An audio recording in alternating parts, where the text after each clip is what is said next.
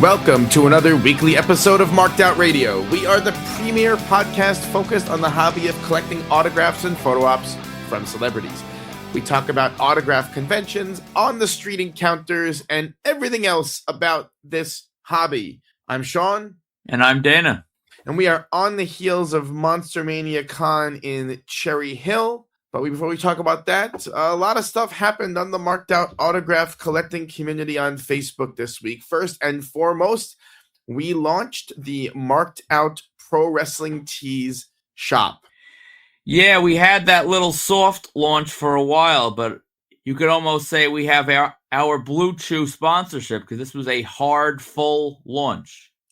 So we launched with 4 designs. The first is just a straight-up Marked Out Radio logo in blue. We have our Respect the Combo Gods design, and that has a Marked Out Radio logo on the back. We have our paying homage to Control Center, which will and Power Pro Wrestling figs, which we'll talk about later.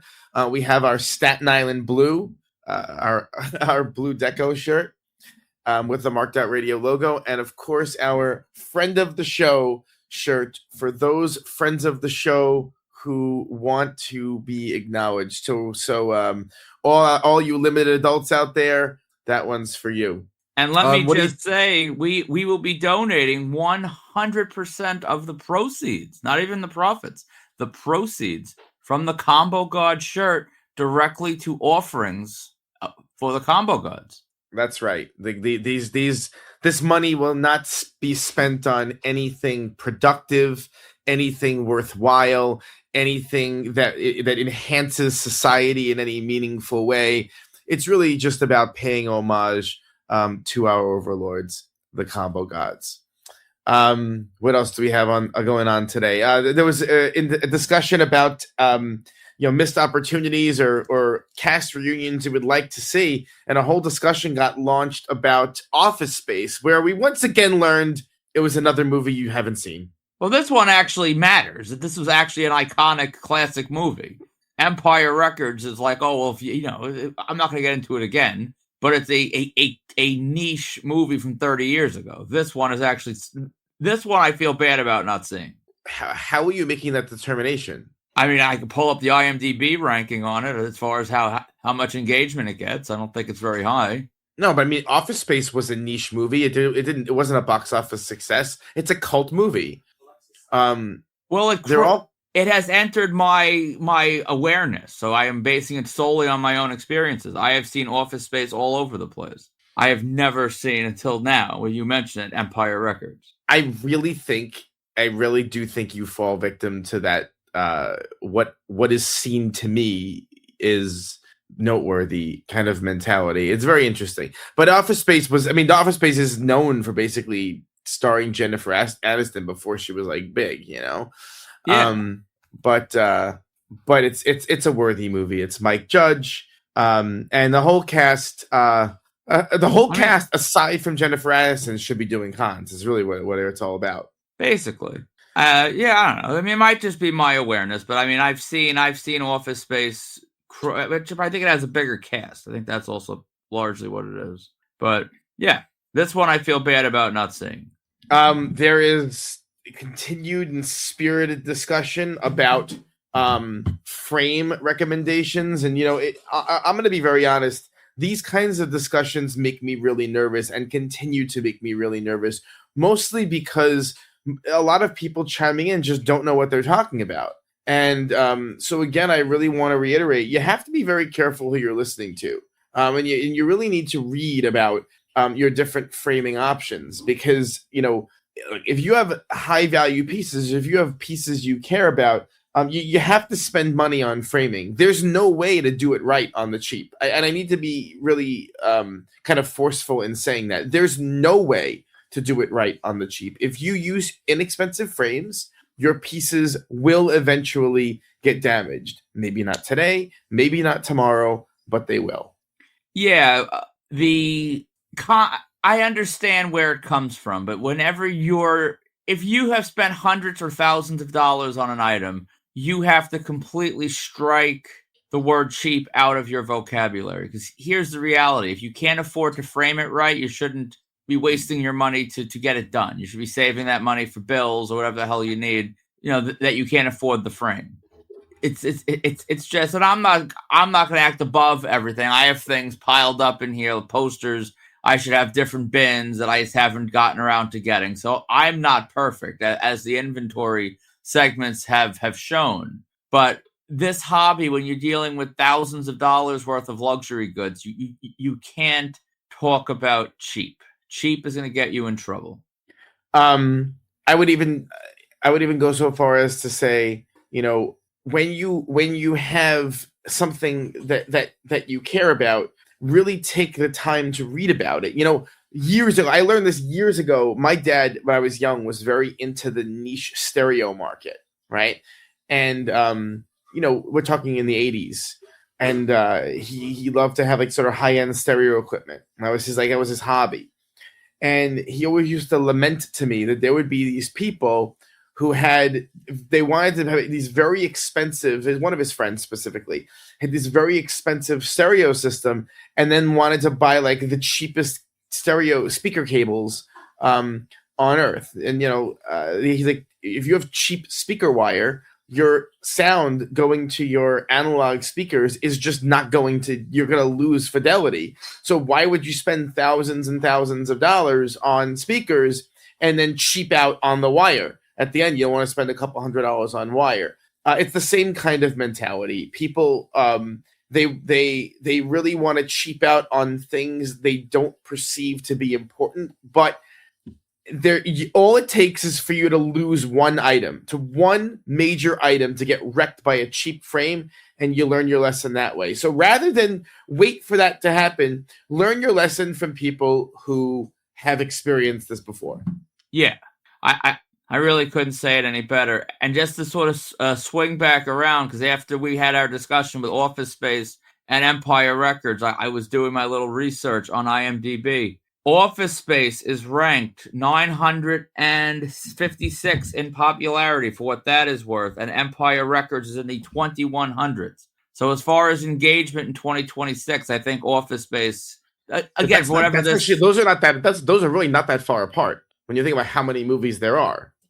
I mean, I suppose, but 1,200 spaces. What's the difference in terms of 1,200 movies is the difference. Yeah, but that's not a lot. I mean, how many movies come out a year? That's not a lot. That's a small number, I guess. If anything, Well, whatever. All I argued was that Office Space was more relevant today, and it is.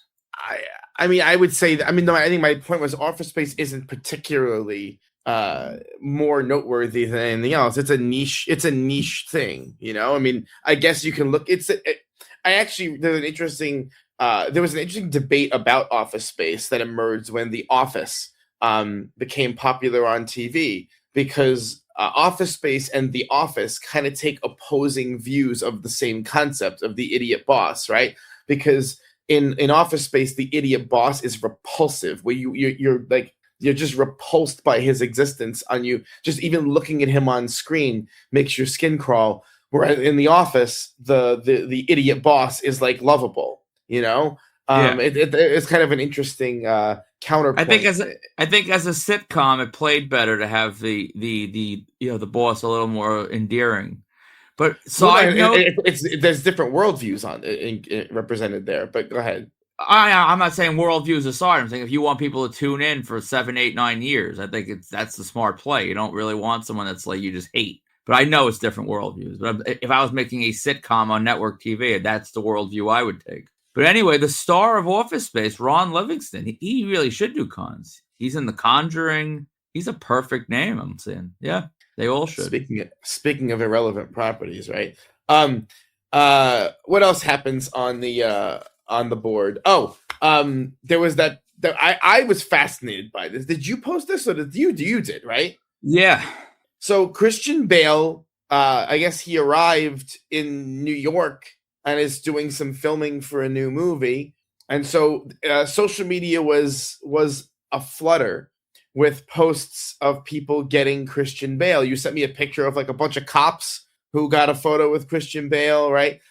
He was out and about. But there was when he landed at the airport, there's a video that went somewhat viral of Christian Bale signing for graphers. But what was noteworthy about this video? The graphers were all lined up in a nice orderly line, at least for the majority of it, I believe. And he went right down the line for around a little under 100 people. It was like a mini private signing was set up in the airport. It was kind of amazing to watch. If you watch that video, everyone was orderly, they were calm. It was and a lot of people were had their stuff signed in that line, in that receiving line at the airport. Yeah, I had I'm not skipping too far ahead, but I was at the 2 Chainz signing this week. And there's a guy that I wasn't talking to him because I don't know him, but he was speaking to someone I do know. And he was talking about, he's a dealer of sorts, and he was saying how he didn't even go to the airport for Christian Bale because he was saying how he has a stack of, I would imagine, Batman Funkos that he can't sell for $100, and that all the people on the street, the minions, the workers, that a lot of these vendors, I don't even know if what he's saying is true. I don't know why they would still do this. They typically get from between, somewhere around $20 per graph. That's like the wholesale price that they push it up the ladder. And I think Christian Bale is becoming now a little bit of, he has like that Matt Damon philosophy where you sign so much, the value isn't all that great. At this point, the crowds are still coming out. I wonder if he could sign the crowds away, or because he's Batman, if it's going to there's always going to be a demand from somebody. So is it possible for us to say that Christian Bale is an airport Virgil? I think that's fair. And just to correct before Greg 2600 does, that video I sent you of him filming was an old clip. It turns out, because he was here for the premiere of that movie, The Bride. That Maggie Gyllenhaal movie. It's some sort of a take on Frankenstein, I believe. And yeah, that's what he was here promoting. Apparently, they also lined up outside ABC after he did some press appearance. But I think that appearance broke down a little bit because people started surrounding to try to get more. And once the line broke down, he dipped. And the difference is, here's the reality. It's always been this way. If you were on the street, that's where you sort of get the gum on the soles of the hobby shoe. Like all the morons. It doesn't take some sort of a CIA clearance level grapher to figure out when they're at a talk show appearance. The airport was more private intel. The people feeding that info are not going to send, you would hope, morons. Although I think they usually do. And of course, the morning show with more civilians, it all goes to hell in a handbasket a lot quicker than it did at the airport. As those people who just want to scream at him and say hello to him and hug him and stuff. Yep. And we actually have a question dealing with just this topic for later in the show, so stay tuned.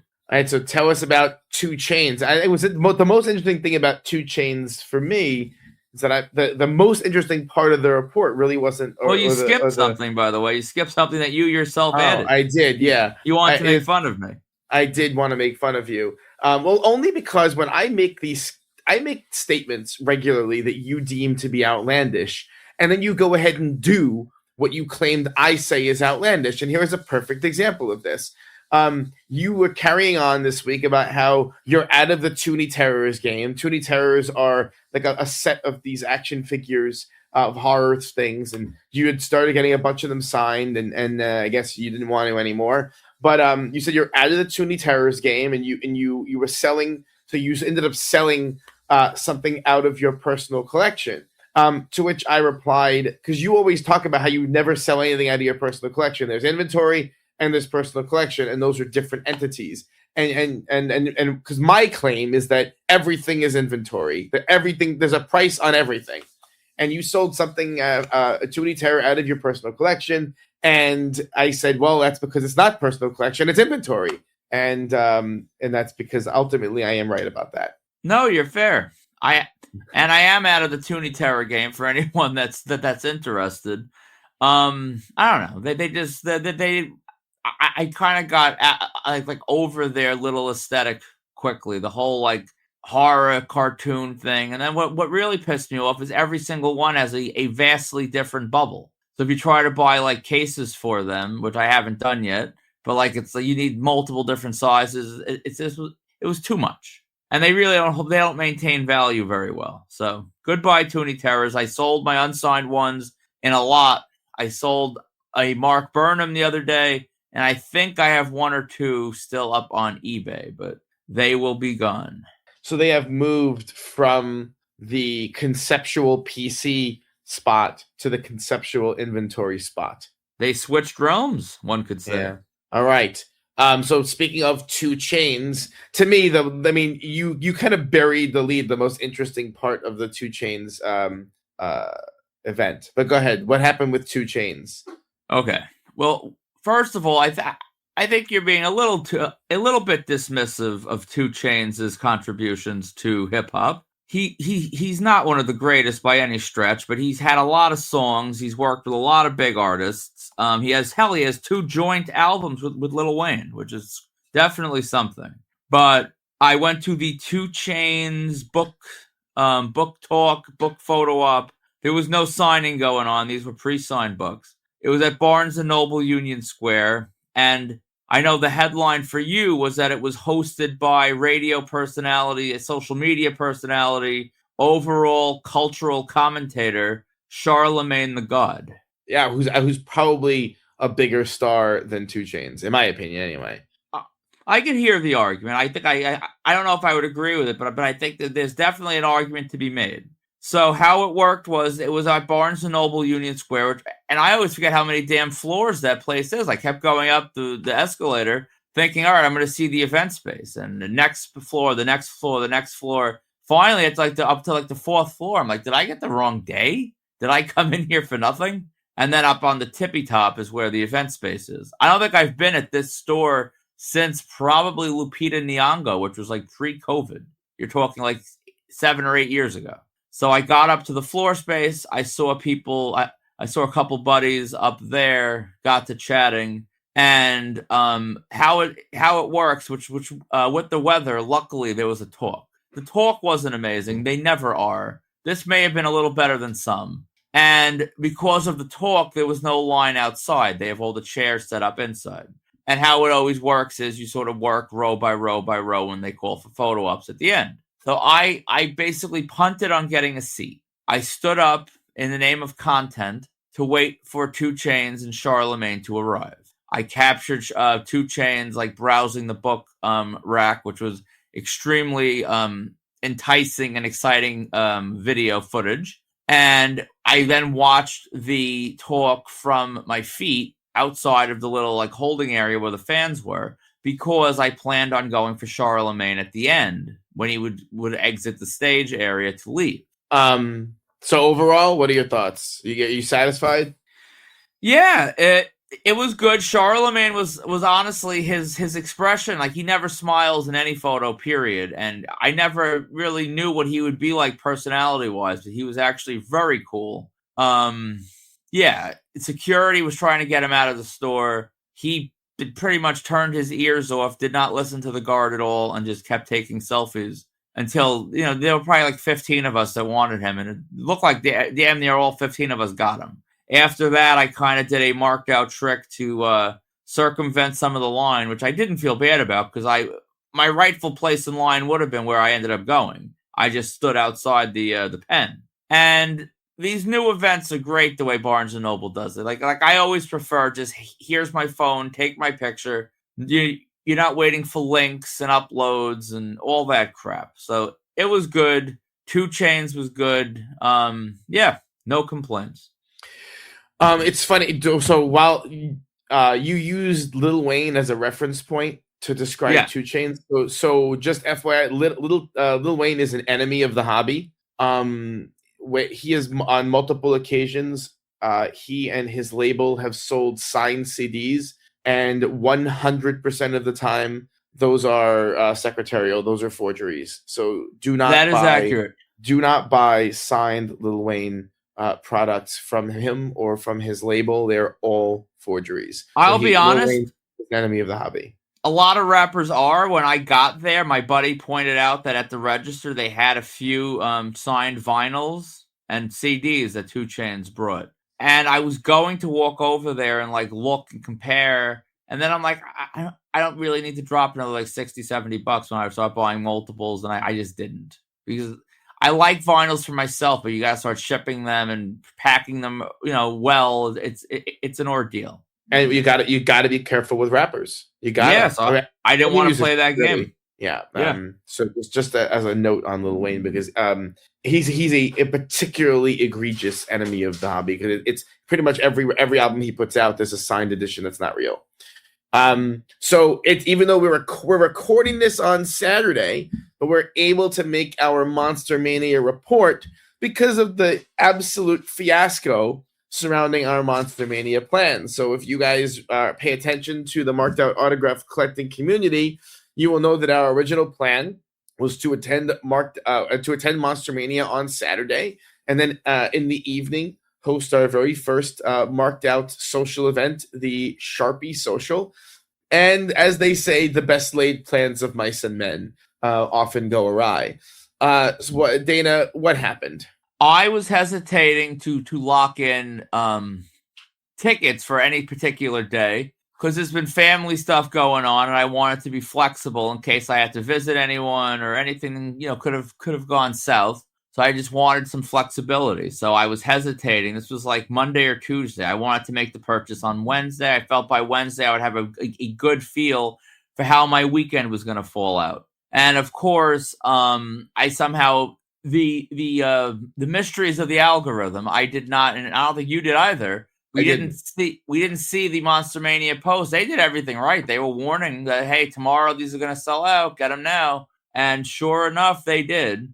And it wasn't until you told me, I guess, Tuesday night that they had sold out that we then punted and made alternate plans, which were obviously going on Friday. And to be completely honest, Friday used to be our routine. Saturday only guests for me this year were not. I didn't need Gayton and Bruce Dickinson. There's a chance I would have gotten just to get, but that is really, really sick thinking. And I'm actually glad I was not in the building to have the chance of making such a dumb mistake. Yeah, I was pretty, I'm not gonna lie, I was pretty livid when I learned that Saturday sold out. Because I already knew that Sunday was out of the question. It was non-negotiable that I couldn't go on Sunday. And, going on Friday presents additional logistical challenges when you have to drive, 100 and whatever it is, 30 or 140 miles. It's just, there are just additional challenges there. And Friday, you never know. Some guests, their planes get delayed. They come down late on Friday, and it throws off the whole day. So I was pretty livid, but we made it work. What it did mean, though, was the cancellation of the first Sharpie Social. And so we're going to, I think we're going to reschedule. So the first Sharpie Social, we're going to try for a big event, right? Yeah. So we'll try for big event, but our schedule for big event is a little bit quirky. So we're not sure how many people are going to be wanting to do that, but we're going to try it anyway, to schedule it and see what happens. So we'll try for big event, but I think we'll probably be more successful at Steel City or Chill Out Con. But in any case, we're going to try at big event. So we got to Cherry Hill relatively early on Friday. We wanted to make sure we beat the traffic, because the drive from Long Island to Cherry Hill is one of those things where it should take between around 2.5 hours, maybe 3 hours. And if you leave the wrong time of day, it can take 5 or 6 hours. And so you really were careful to get over there a little bit early. What that meant was spending a little bit of time hitting the local Target, hitting the local Walmart. You wanted to chase some wrestling figures. How did the chase go? Didn't go well. In fact, I don't think we even laid eyes on a wrestling figure. We saw a couple of those big, bulky, $80 box sets that you remarked were crappy quality. Not an LJN to be seen. You would think this was 10 years ago looking for LJNs. Not a hint of LJNs. We went to Walmart trying to find some of the Steve Blackman Monday Night Wars. Walmart had nothing but those dumb squish heads and slap belts. Just complete garbage from Mattel on both of their respective aisles. I don't understand how retailers expect to sell product through when the shelves are empty. when I worked retail as a teenager, I remember management always yelled at us, and they were like, "Listen, we cannot sell what is not on the shelf. So make sure there is nothing in the back room. I don't care what you have to do to rearrange shelves. If there's an empty shelf space, stuff has to come out of the back room to go on it." So I don't know. I mean, if the back rooms are empty and the shelves are empty and retail is just dying, I mean, I'm not an expert in this area, but it's just weird to walk through these stores, and it wasn't just wrestling figures. The aisles in general, Target in particular, the aisles in general, the shelves were just empty. There was just huge amounts of square footage with no product. So it's just an interesting little thing to think, well, what the hell is going on? But I digress. So anyway, we make it into Monster Mania, and we get on the line to get into the pavilion. We're probably about 100 people back-ish, give or take. 75, something like around there. Yep. And we get it. The line moves slowly. I gotta be honest, Monster Mania, they're so worried about counterfeit wristbands, and they have their volunteers with these iPads trying to scan the little things, the little magnetic codes or whatever, magnetic chips embedded in their wristbands, and it's just gums up the works and slows down the process so much, because the devices don't work well. Your wristbands get wrinkled up as soon as you put on them, which means that they're trying to manipulate the thing to scan against your hand. You have to stand there.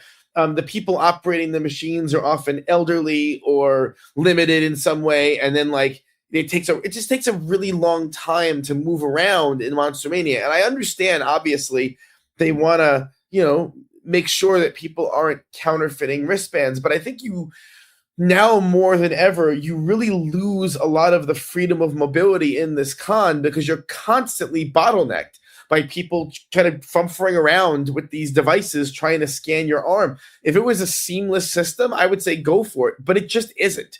It takes a long time, and it gums up the work. So that there's a lot of waiting around, trying to just move from one segment of the hotel to another, while you see some person fiddling with the device. Am I nuts here, or did you notice this too? No, it's a real thing. I get why they do it, like you said, because there are people that sort of store and hoard bracelets, and then if it's a red bracelet today, they pull out the red bracelet from their archive and they walk in with the red bracelet. But I'm not in the bracelet game, but I'm sure you can get probably a plethora of colors and designs and different things. If you said, well, this year, Friday bracelets are zebra prints, no one's going to have that. Next year, we're going to make it, crap brown. And the following year, it's this. And you just do different things every year, like some cons do. I think Chiller does it that way. You don't necessarily need scanners. Just switch up the colors enough that the people can't get comfortable, and you do it that way. There must be increased cost on their end. They have to have these dumb chips on the back of this thing that are activated, and it shows the date when it scans, I believe.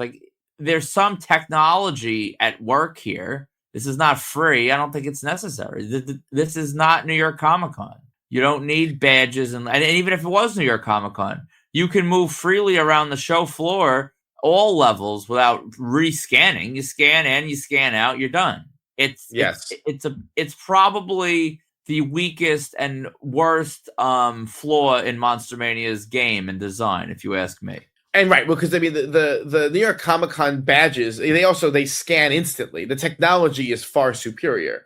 The technology that the Monster Mania uses is just not great. And I understand it. I understand the impulse that you do not want people to steal, but I would imagine, I really truly would imagine that the number of people stealing, you can write that off compared to the amount of money you're wasting on this technology. That's just how I how many people are really cutting off these bracelets carefully and storing them, even if you use the same one every year? I bet you there's not that many people doing that. And if you switch up the colors, like I said, I mean, I think you're talking, 5 people out of the entire con? There's definitely more expense in this low-tech technology. I mean, 50 people, even 100 people. is probably losing less money than what these electronic things cost. So, but anyway, it's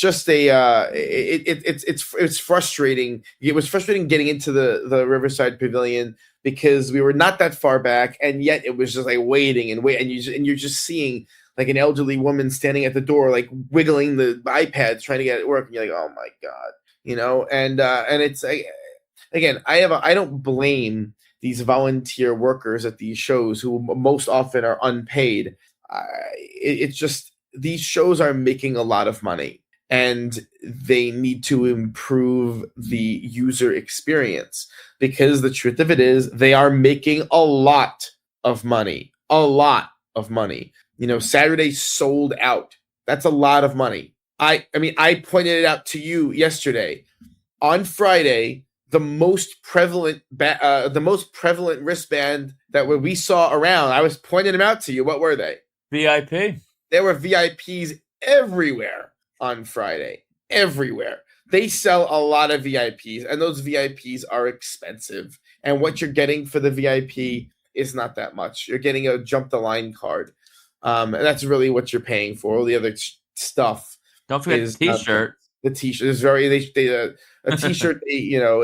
All of this, I understand the game, right? You're doing this to give people a sense of added value. But in any case, I love Monster Mania, and I love it as a con, and I really want to see it progress and continue to succeed. But there's just certain parts about it that they're just very frustrating. So in any case, we walk in the Riverside Pavilion, and the It Kids, they're represented by two different agencies, and they're all lined up against one wall. Of the 7 who were booked, 3 were there to start the show. And I remember walking in, you were wigging out about that the It Kids were going to have lines and da-da-da-da. And I said, no, I think you should chill. We'll be fine. And I believe that my prediction was borne out on that one. Yeah. You were pretty much right, although my prediction on pricing was largely right. You were a lot more optimistic and hopeful than I was. Honestly, I believe that is kind of the yin and the yang of what we bring to the table, right? That's why this works, I think. But yeah, I thought it was interesting. You had Rick Enriquez, I'm not sure how you pronounce his name, of Iconic Ink Management. If you see this guy, you see him at all the cons. He has a big stable of talent. He had, I guess, arguably the 3 most viable It Kids, the Derry kids. I imagine those are going to be, if any of these kids become regulars on the scene, I imagine it'll probably be his. The other ones were with this other group, which I'm forgetting their name. I've never seen them before. I mean, they ran a fine table. No, I'm not trying to put any shade on them, but it was interesting. I was not expecting to see 2 different talent agencies representing the collective reunion.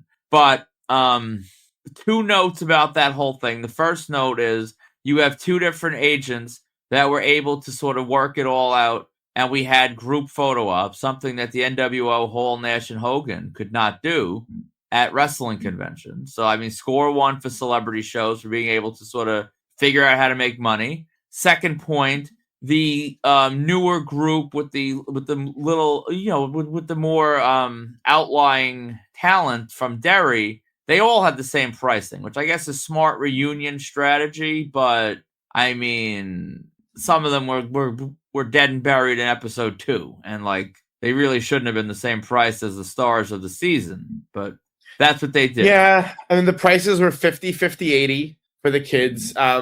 It's very funny. I predicted going in, I thought they were going to be 40 each free photo. That's what I thought. That was my instinct, because I thought they were going to want to move volume. And they were, honestly, it was their first con. All of them was their first con. And I think you want to test the waters. You want to test the demand in that way. That's how I would have done it. I would have done 40 free photos. So the looky-loos and the on the fence people would indulge. 50, 50, 80. What? I would have done 60 free photo. I think 40 free photo. This isn't 2009. It's a little low.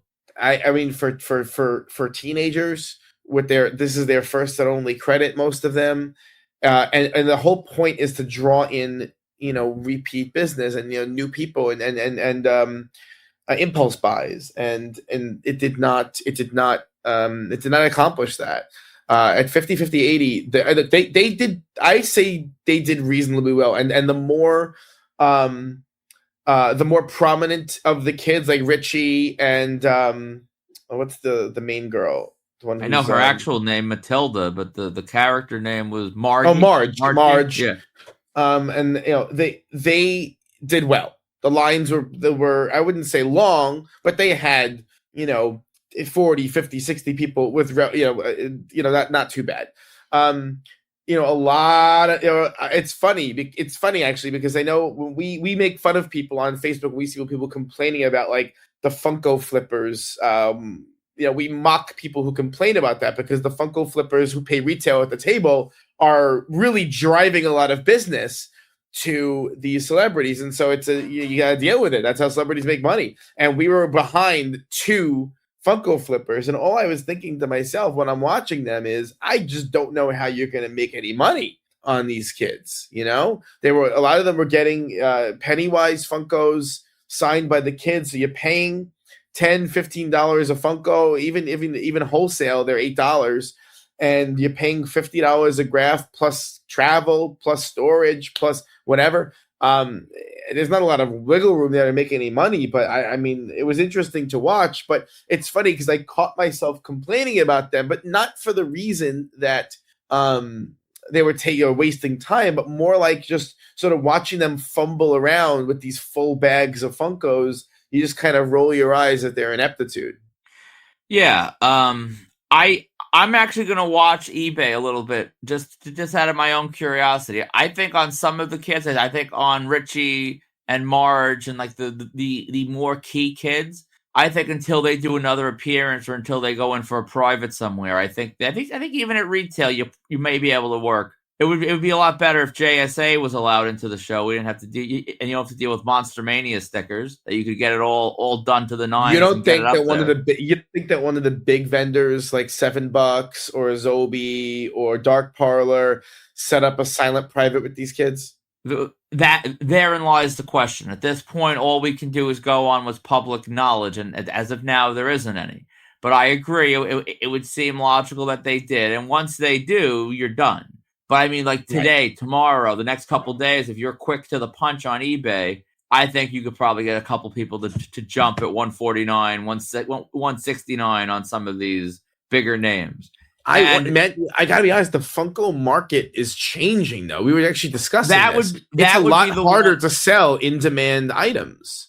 That would be the one issue is are Funkos cold enough that even like red hot property that's fresh is still not going to work. And about the Funko flippers, I don't even know if you caught this on your algorithm. You probably didn't. When they announced the Gaten Matarazzo rules on Facebook, which I'm not going to read them, they're not really worth reading.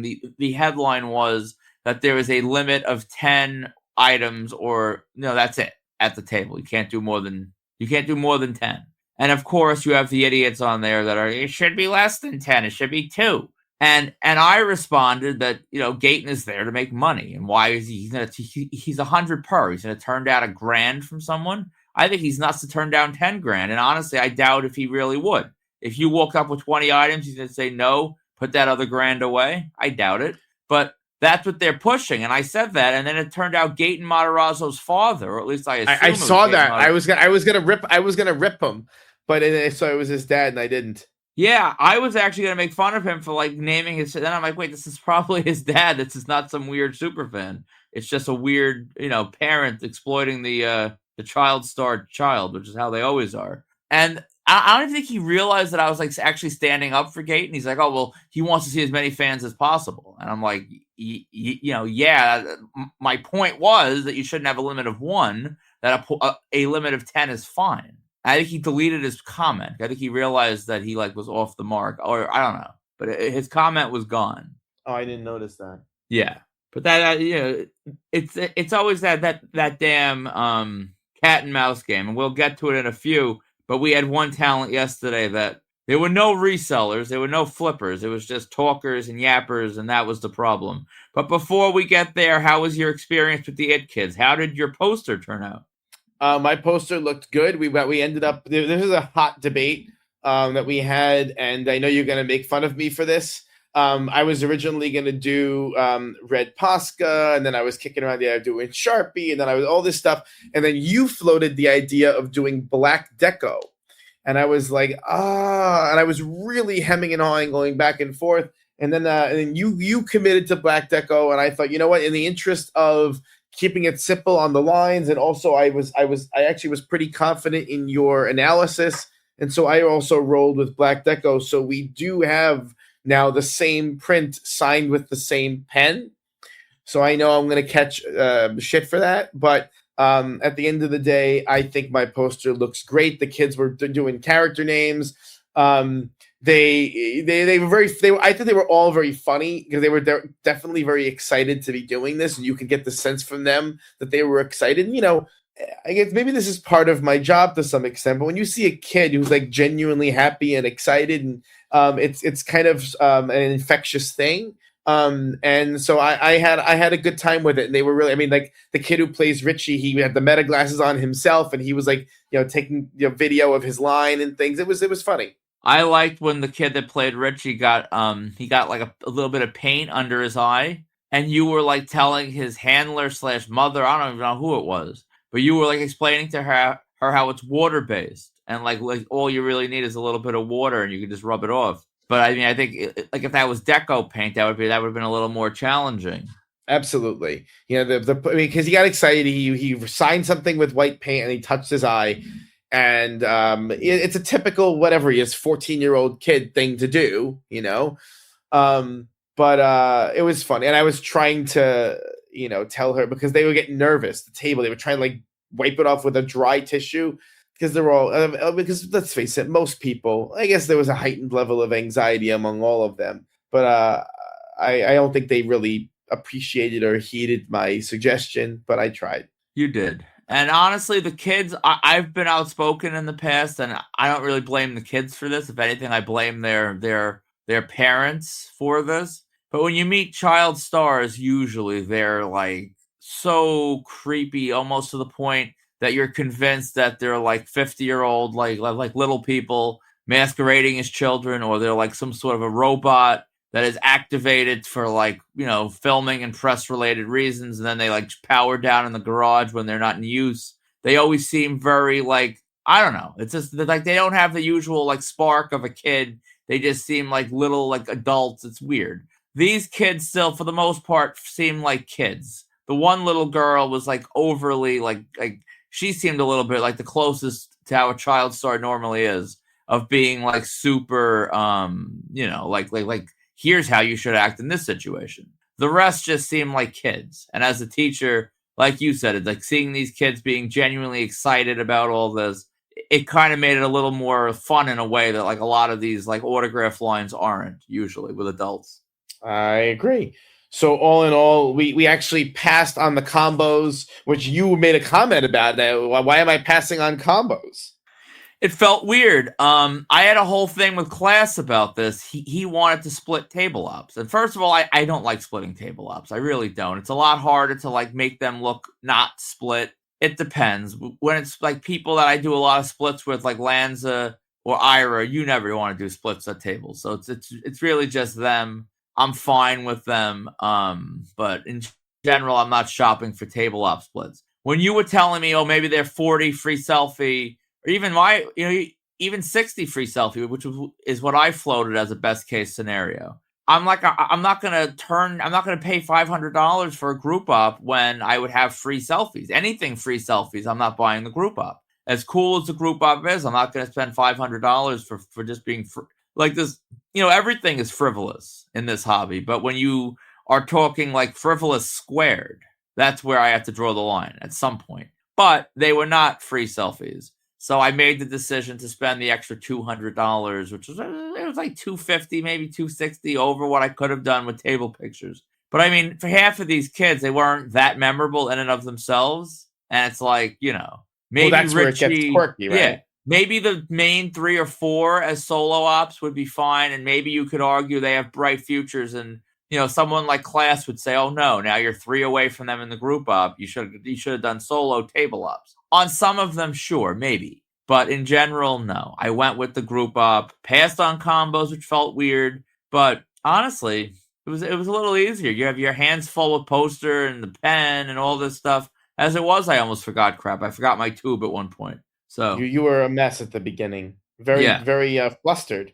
I don't know, I was flustered, but I certainly acted flustered. I didn't feel flustered. But my arms were too full. I have to get out of this habit. In the moment, I think to myself, if I bring a cart, I'm going to feel weighed down. And I just put it all in like a backpack, I'll be better and I'll be happier for it. And I never am. I'm not. I like the cart as a black hole that you just drop crap into.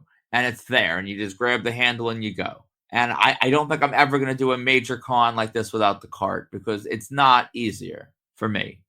Yeah, very fair. So that was the It Kids. We finished them relatively quickly. And then we had to move over to the other room where Ethan Embry was. And, last time Ethan Embry, so it was interesting. At Monster Mania back in 2017, I think it was, Ethan Embry was at Monster Mania Cherry Hill. That's where I met him. And yet Monster Mania was advertising him that this was a first-time Monster Mania guest. So that was kind of funny. But, Ethan Embry historically has not had a huge line. And when we get to that other room, we see that Ethan Embry has a line that is wrapped outside of the room and down the hallway. What were your thoughts when you saw that? It's the Scream effect. I think I would argue in 2026, I'm a bigger horror fan than you in terms of like consuming new properties. Although you actually watched one recently that I haven't watched, so you got me beat there. I don't know. I'm not. I've seen a handful of the Screams. I don't love it like I do Halloween. I don't even think I love it like I do Jason. Like, I don't know. It feels too parody-ish to me. But undeniable. It is a parody, though. Yeah, but I mean, like it was a parody until they parodied it.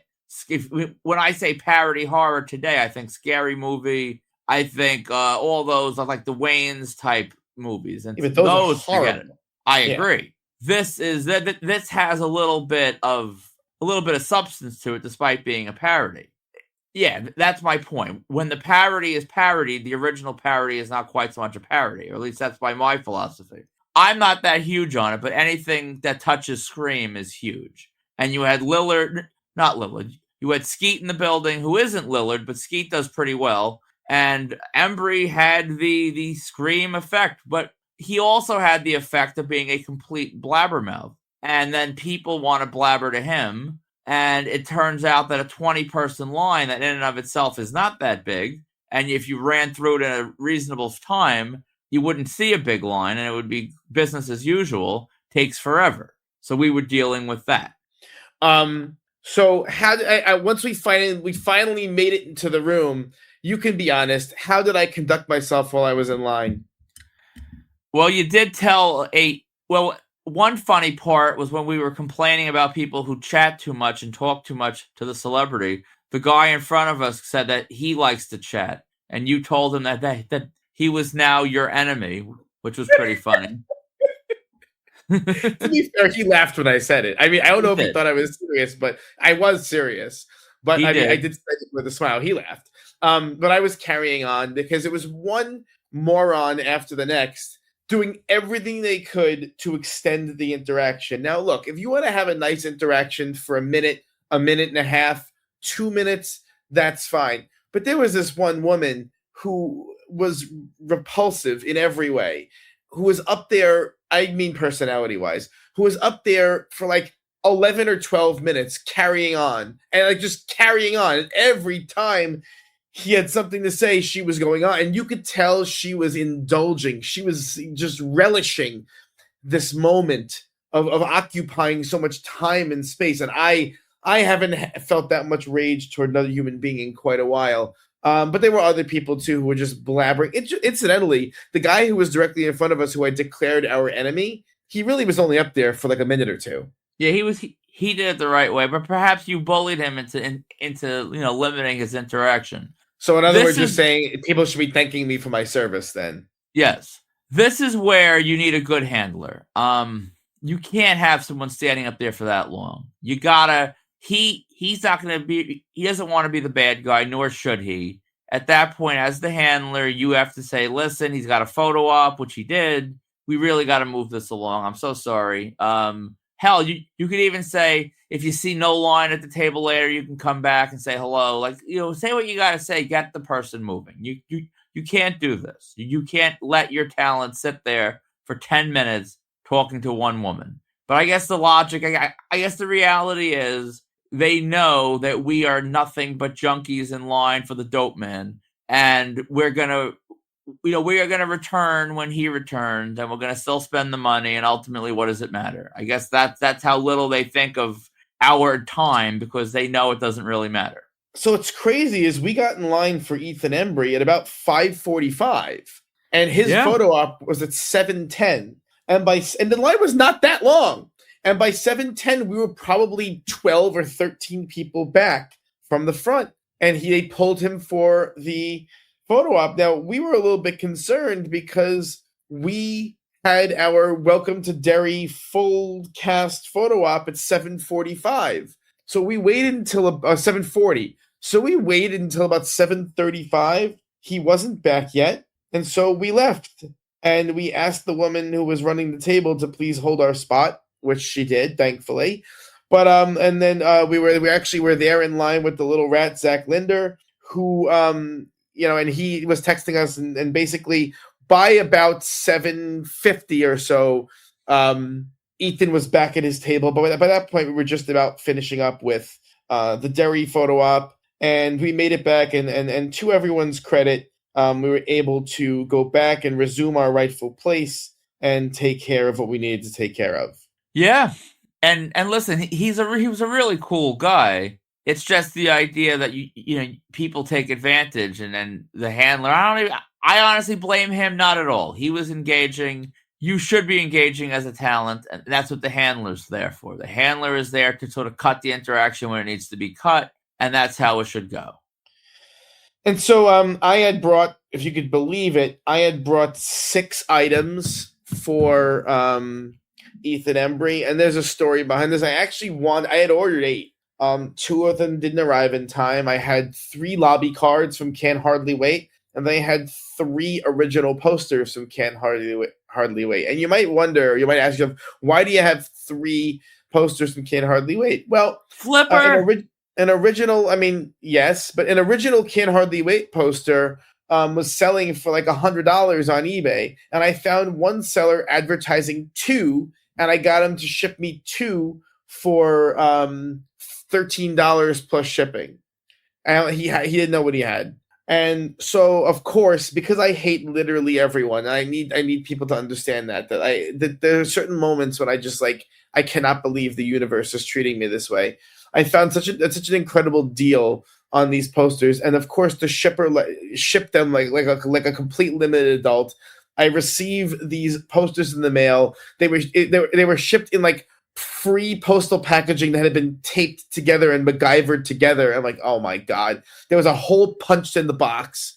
I get it. And there's damage to all. But what's funny is the guy hadn't sent me 2 posters. They sent me 3 original posters. All 3 had sustained some degree of damage. So none were mint. So I'm like, what do I even, are you kidding me? So I had these lobby cards were mint.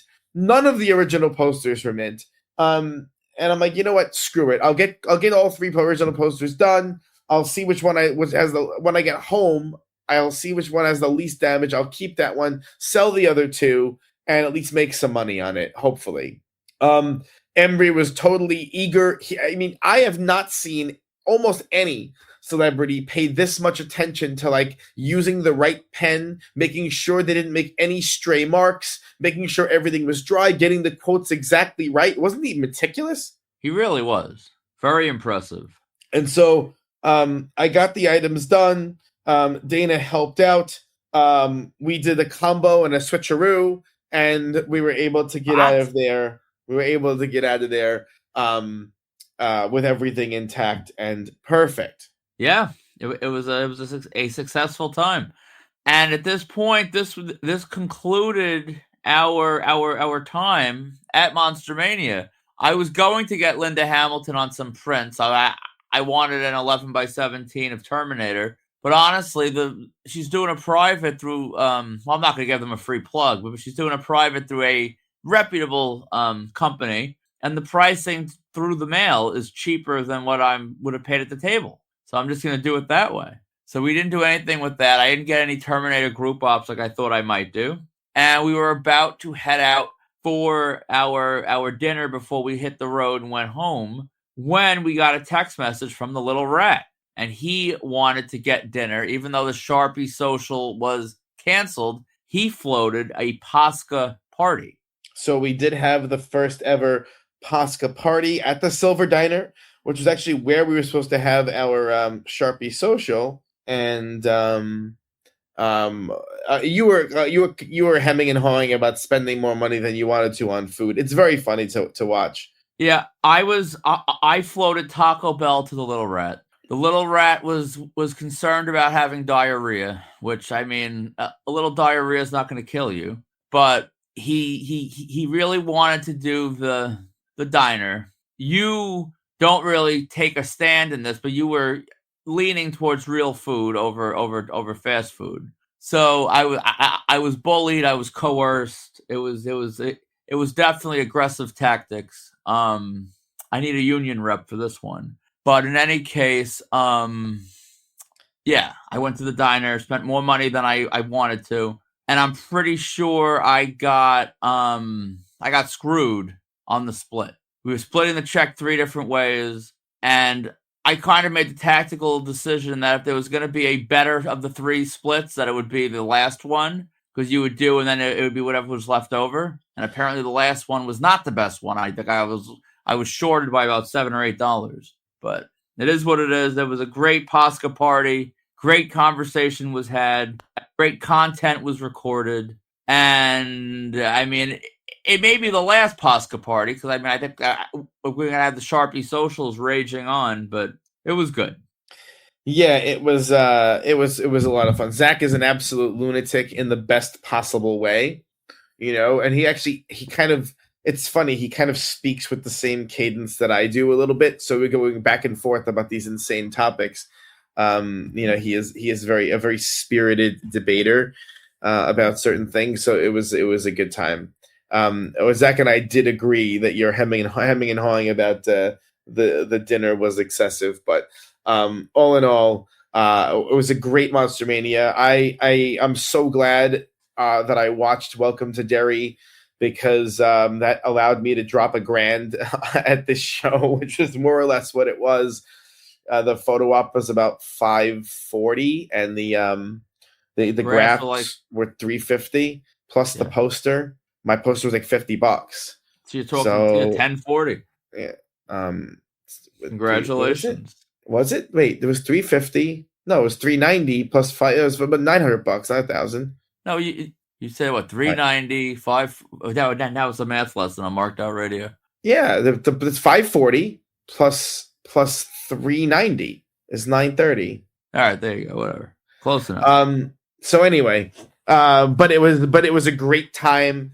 I didn't love, honestly, the in costume clown. We both decided to get it and to add him to the op, because just to give it context. It was an okay costume, not that great. It was more of a face painting than a mask. I understand why the guy didn't want to sit there with a mask on, but it kind of blew. I regret it. I feel like there may be an argument that I have to actually try to find some clownless photos. I think I believe maybe the all kid one was actually going to end up being the better one. Through the curtain, I just saw I saw the suit. He was suited, but come on, and why they had face staged painting? him. They had staged him as like looming over the group, which I thought was a nice touch. It was just the face paint was not good, but that guy ended up doing. Yeah, he did better business than I thought he would at the table. Well, he's valid on all those new Derry Funkos. He's valid on all of them, because he was a stunt clown for all. I actually don't think stuntmen are valid at all, but I just don't think they are. But that's a whole other debate that we're not going to have at this moment. I mean, you could argue Castle is a stuntman in the entire movie, and he's the only one valid. Oh no, because Jason has no lines, so it's Myers. Myers has no lines, so he's the only conceivable Myers, you know? That's a fair distinction. Okay. So we only had, it looked like, one report this week. Chasen Graffs hit Boca Raton Championship Wrestling. He got Matt Riddle, Matt Taven, Harley Cameron, cleaning up as he often does. I am proud to say that I once held and got myself photographed with the Boca Raton Women's Championship, whatever that's worth. But he seemed to have a good time down there. Yeah, I'm shocked Harley Cameron is doing. I know her like signing booking fee is pretty damn high now. I'm surprised she's slumming it in the Boca Raton Championship Wrestling. But I guess you live down there. It's an easy payday. You had posted the story about Bruce Campbell. It's a very strange story going around, because it's being reported that Bruce Campbell has an incurable but treatable form of cancer, and people are like carrying on about this. I think people really need to understand there are lots of incurable but treatable forms of cancer that people live with for decades, and is not. And obviously it's a serious health concern, but it's not the sky is falling doom and gloom kind of scenario that people were making a big deal. But, and I will carve out a big but, immediately talk unmarked out turned to one thing and one thing only. What's the future of him at cons? It's pretty funny. Yeah, that's the marked out way, right? There's plenty of places out there where we can worry about life and health and, all that crap. I mean, here, all that matters is combos. And if any sort of an injury or an ailment is going to sort of impact the combos or the flow of the combos, it is important that we talk about it and figure it out, because, I mean, we got to make accommodations with the combo gods. That's how it always is. So what else is new? There's another Shia LaBeouf story. He went from doing Steel City, which I do kind of in a weird way regret not doing, to get him. But now it seems that Shia LaBeouf is kind of a hobby regular at this point. Now his sort of fate in the public eye is intertwined with the hobby. Yeah, he well, before we get into this little tidbit, he is really, if you fall into, like, if you like, or, how the algorithm works on TikTok, if you have any sort of engagement with anything Shia LaBeouf, all you see are videos of people, like, harassing him basically in bars for selfies and stuff. And he's still down at Mardi Gras, which is, it's probably over now, but he's still down in New Orleans partying. And people, he must be taking, 600 photos a day. He's taken a ton of them. But in this particular video, he goes into his history as a street grapher. And as a kid, he would go to Dodger games in LA with, like, Big Brother, Big Sister, different, like, programs like that. And he was a regular, like, parking lot street grapher at, I guess, Dodger Stadium.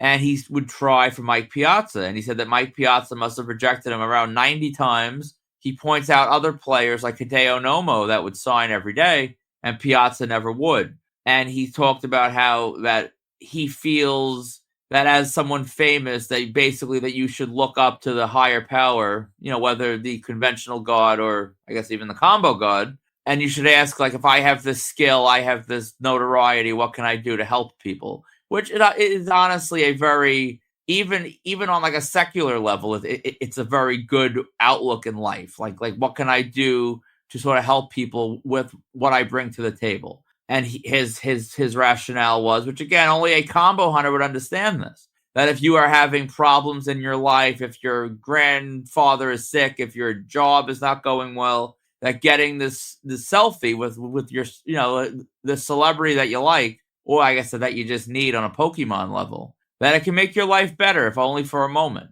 And he sort of takes that seriously, having that ability to do that. And I think the funny quote that came out of that was that he really never turns anyone down, except for these three instances: if he's eating, with his kid, or chasing ass. It was a pretty funny line. I'm thinking of a way that we could somehow monetize this into a T-shirt, but I don't know. We got to come up with something. We got to come up with something. Then again, it works on multiple levels, that one. And another celebrity, kind of the exact polar opposite type of interaction. I guess fans and dealers tried to encounter Brian Cox of Succession for some autographs. He looked like he was about to sign. He walked over to the group, and then all of a sudden he saw that there were Funkos being requested to be signed, and he started swearing. He wasn't nasty to them, but he basically says, "I hate these things," and he was swearing a little bit. And then he walked away and refused to sign them. And certain people were kind of like, reveling in this. I don't think it's that particularly a big deal. I mean, there are certain people who are irrationally mad at Funkos. I'm not sure why. I mean, also, I imagine it must be annoying to see them out on the street all day. But I mean, there's lots of annoying things about the world. And I don't know. What are your thoughts on it? I want to just talk about for a second, and I think we disagree a little bit. In some instances, and I get this, the Funko windows, when you rip the windows out of the box, you tape them onto the board. I imagine with that, you can sort of have a slightly adjacent premium item without having any sort of knowledge or prep time or anything, because a Funko window is a Funko window is a Funko window. So you could run into, Paul McCartney randomly, and like you have a Funko window, you're good. It's better than a blank in a sense. But when I used to do street graphing, there were people that would pull out blanks, myself included, if you had nothing. So let's not act like this never happened before. I'm sure the numbers are higher now because it's more of a business and there's more money in Funko windows. But this conceptually happened before. But this was not even a case of Funko windows. He is in Trick or Treat. The Sam Funko, while he was not Sam, people get Myers Funko signed by Jamie Lee Curtis. People get Jason Funko signed by the people that are in Jason, because they don't all have Funkos. So getting Brian Cox on a Quinn Lord's Sam Funko from Trick or Treat is standard horror Funko practice, because he doesn't have one. So this was not a case of window swaps. This was not a case of just throwing blank windows or ripping them out later. This was merchandise, which I obviously Mr. Cox is not a fan of them. But I mean, if the guy would have had 3 posters from Succession, would that have been any better? Maybe to Cox it would have been. But I mean, as far as the rail situation goes, it's a guy with items. I don't really see it being that different either. Yeah, I mean, I agree with everything you said. Anyone complaining on the street about people, signing, I kind of roll my eyes at it. But even Brian Cox, he was definitely playing to a camera when he was swearing about the Funkos and stuff. I mean, maybe it's just me, but having that strong of an opinion about something that just doesn't matter that much I find just odd in life. It goes back to kind of all how I view things. If you're getting that emotional and carrying on about something that just doesn't matter. I don't know. I thought, look, it's a little doll of him, and he didn't want to sign it. Okay, you don't have to sign anything you don't want to, but just carry on about it. It was just, I thought it weird. But the video has been deleted anyway, so Lord knows why. What else? Oh, you pointed it out to me, and this story got some traction, that Hulk Hogan's boots from WrestleMania 1 sold at auction for over $1 million. And then what made it interesting was TV personality Logan Paul. He announced that he had bid and was bidding. And he had bid north of $1 million, but he pulled out and acquiesced to the winner. And then from an autograph perspective, the funniest piece of this, well, you noticed it. I didn't even notice it. What's the funniest piece of this whole story? Hulk had the stones to do a Hulkster short sig on WrestleMania ring-worn boots, which is completely a historic artifact. That this is not like a little Topps card with a swatch of a mat. This is a Smithsonian level, I'm not being sarcastic, like piece. You would have thought he would have at least done a full sig. Yeah, I also, I'm not sure. I really am not sure that those are the WrestleMania 1 boots. Because Hulk Hulk is now in the ground. Hulk was Andre realm. He's in the Andre realm and the Savage realm. Hulk was a pretty slick guy, and I think he would have written on the inscription on the boots that they were from WrestleMania 1, and he didn't. And they were claimed that they were screen matched to WrestleMania 1. And that just, I don't know, I'm a little bit squishy on it, granted, I'm going to be honest, I didn't do a ton of like research into this, but knowing Hulk, knowing how corny he was, I don't know, something about it rubs me the wrong way. Yeah, the only thing I don't believe he dated or did anything on as far as when he signed them. Maybe this was like pre-Beach Shop before he was super. Yeah, I don't know.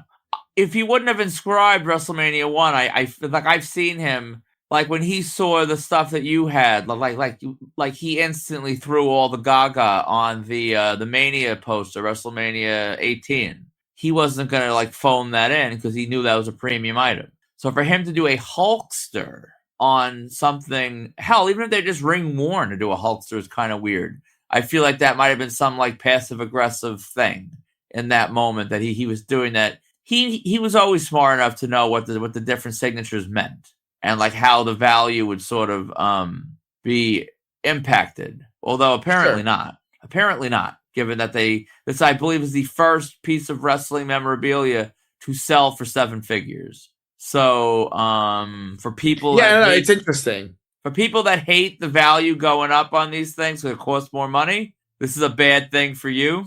For people like me that I've always been outspoken that I'd rather pay a little bit more and have things that if I decide in 3 years I want to sell them, there's actual value there. Maybe not always the full value, but you can get something. I prefer that. So for me, good. 7 figures. Let's hit the ground running now. Let's get more 7-figure stuff moving. Let's get wrestling up to like a sports memorabilia level and legitimize the market. Yeah, I have a hard time disagreeing with it. I really do. So Freddie Prinze Jr. canceled another con. I mean, it's become sort of a running joke on this show. He cancels just about everything. He posted a video canceling his upcoming appearance. I forget which was it, Fan Expo or GalaxyCon? I only saw the video. It was a screenshot. I think that Greg shared. I did not see where it was from. So I mean, it's just a constant thing. But it's a lesson to be learned here. You do not buy con tickets on the promise of Freddie Prinze's appearance. How about that? NostalgiaCon. It was NostalgiaCon. All right. Word to the wise. There are some new Hulk Hogan autographs hitting the market that are even better, more interesting fakes coming out of the Control Center. They are, I would say, they're different from the past Control Center style, but they're definitely not real. The one that you showed me, refresh your memory, it was PSA certified, right? Let me look. I didn't think it was.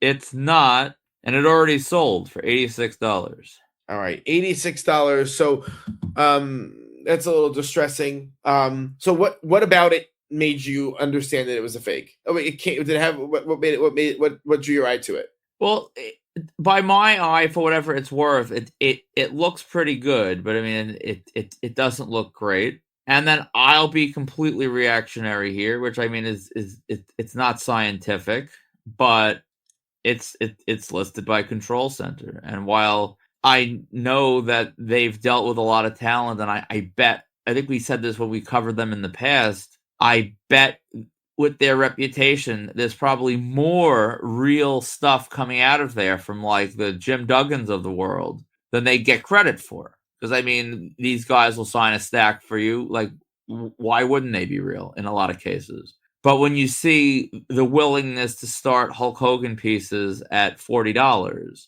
from a company like this, I'm sorry if this is me being biased, but like I am going to, 7 days a week, twice on Sunday, I'm going to just say anything that comes from them on a name of that stature that they haven't worked with in a way that they would get free stock is fake. Well, so let's be realistic. Anything signed by Hogan in the past few years is stickered. And so Hogans that are not stickers should automatically be viewed with a critical eye. It's not out there anymore. Years ago, sure, he would do cons. He would stop Hogan would always stop outside appearances. So you get lots of unstickered Hulks hitting the market. For the past probably 7 or 8 years, ever since the Gawker lawsuit, really, unstickered Hulks are just rare to come by. So if you're seeing them, you should be extra wary, right? Yeah, and that's right now. For now, we can still kind of trust the Beach Stop sticker. I know there's always those little I don't want to say accusations, 'cause I don't think it's ever really that formal. But you hear, if you click on different things about them, you always hear like different comments and people alleging to certain things, and maybe it's not all good. But I mean, we haven't had a scandal yet, really. So I mean, for now, you can trust the Beach Shop sticker somewhat. And if you don't see a Beach Shop sticker and it's something that is, new or should be new, that is definitely an additional red flag. Absolutely.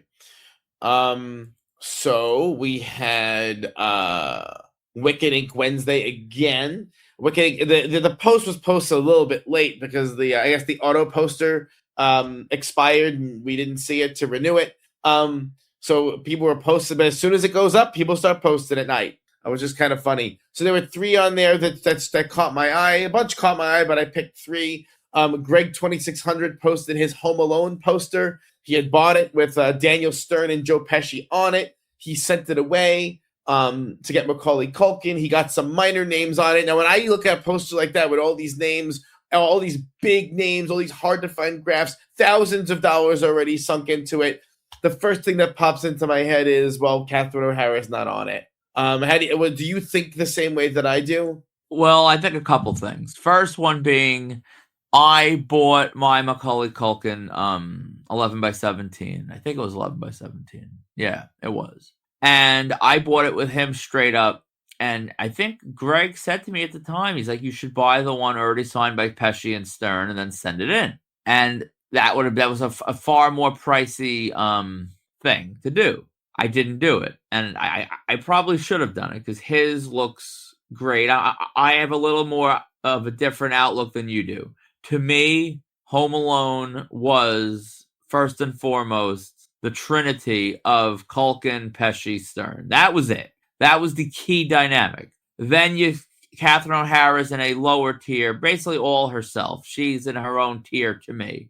And then you got the dad, you got Uncle Frank, you got Mr. Marley, you got Buzz's Tarantula, you got John Candy and the rest of the whatever. Like, every character in that movie, to me, Home Alone is a work of art. Every single character is meaningful and important, including what's his name, Fuller, who pisses himself at every turn. But if you have the top 3, I think you're good. I mean, Catherine O'Hara would have been great, just as John Candy would have been great. But I mean, you need the 3. I need the 3. I'll probably never get them. I won't have the stones to send it in if Pesci does another. And so I think it's just great. I wouldn't focus on Catherine O'Hara personally. All I see, literally all I see, is the lack of Catherine O'Hara. So maybe that's a me thing, but it's true.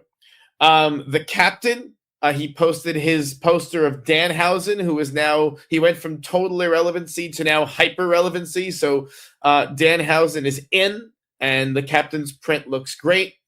And then Dhillon posted a Beetlejuice soundtrack signed by Alec Baldwin and Danny Elfman. I love album covers. I love album covers and Laserdiscs. I love that shape. I love the way they're bold looking. I have a lot of albums signed, and I just, part of me wants to start getting soundtracks signed, but that's just more crap for me to buy. And then some soundtracks are really expensive.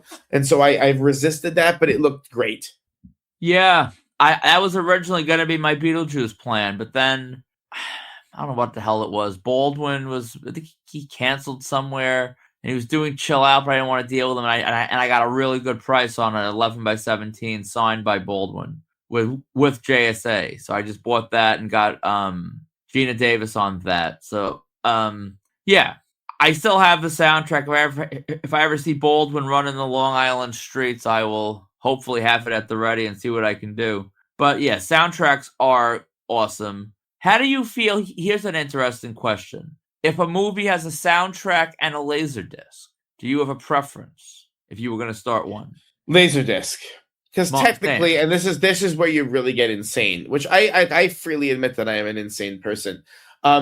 Technically, the cast does not contribute to the soundtrack of a movie. And Agreed. So in a way, they could be considered invalid unless those actors are pictured on the soundtrack, in which case I would then, I would sort of grant a validity by technicality, but I still wouldn't feel 100% great about it. Laserdisc, there's no question what's going on there.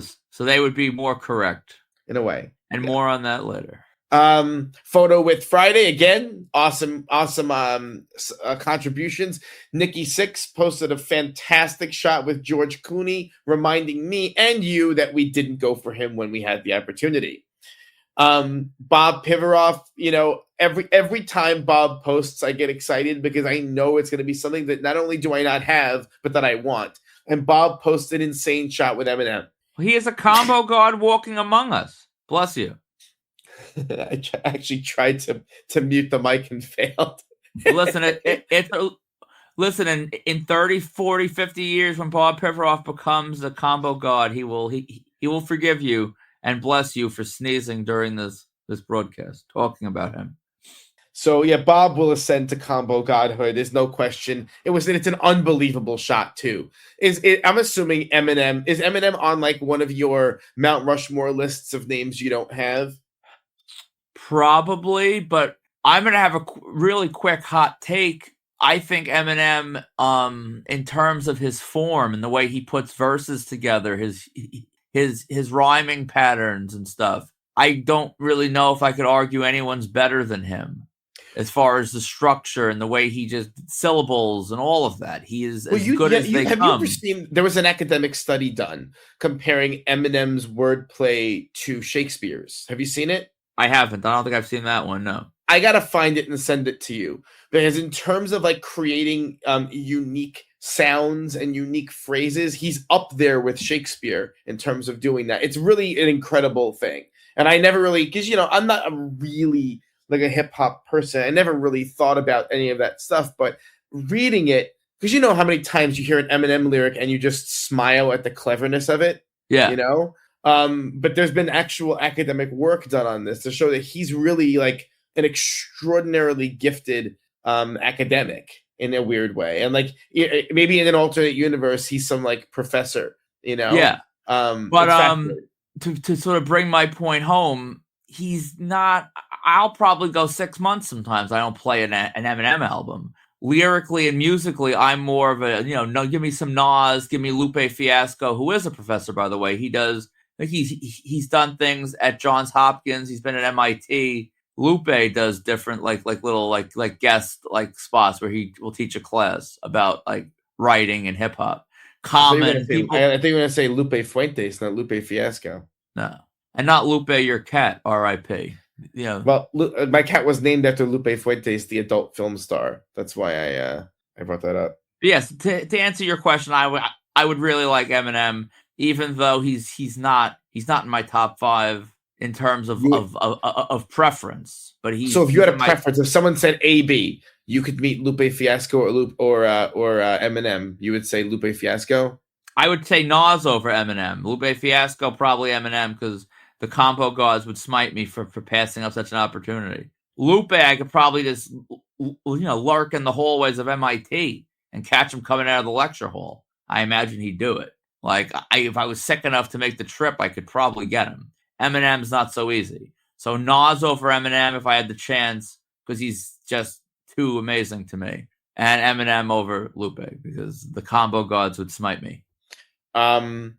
And so there was actually another funny thing posted on Photo with Friday. Mike Gavin posted a handshake photo with Bill Clinton at a book signing, and he questioned its validity. And we've had this debate before. Is a handshake photo where people are looking at each other and not at the camera valid? To me, yes, but it's not. With Bill Clinton at a book signing, I don't think he's ever like posed. It's honestly a blessing that that they would let people take that photo of the handshake. A lot of like presidential types of events, they don't even do that. To me, that's the pose. It is valid, but it would be like if it's a Polaroid versus a digital, or if it's slightly out of focus versus in focus. I wouldn't like, if I could create the photo I wanted from scratch, that wouldn't be the one I'd pick. But it's awesome, and it's better than I have with Bill Clinton. Probably better than I'll ever have with Bill Clinton. And to me, it's extremely valid. What do you think? Sure. I don't really have strong feelings about validity in photos. I use it. I talk about it more as a joke. I don't really have strong feelings about it. But then Greg 2600 ran the photo through Gemini and had them both look at the camera. Did you see that? Yeah. It's pretty funny. So I thought it was a nice photo and a funny reference to Marked Out Insanity. All right, on to con news.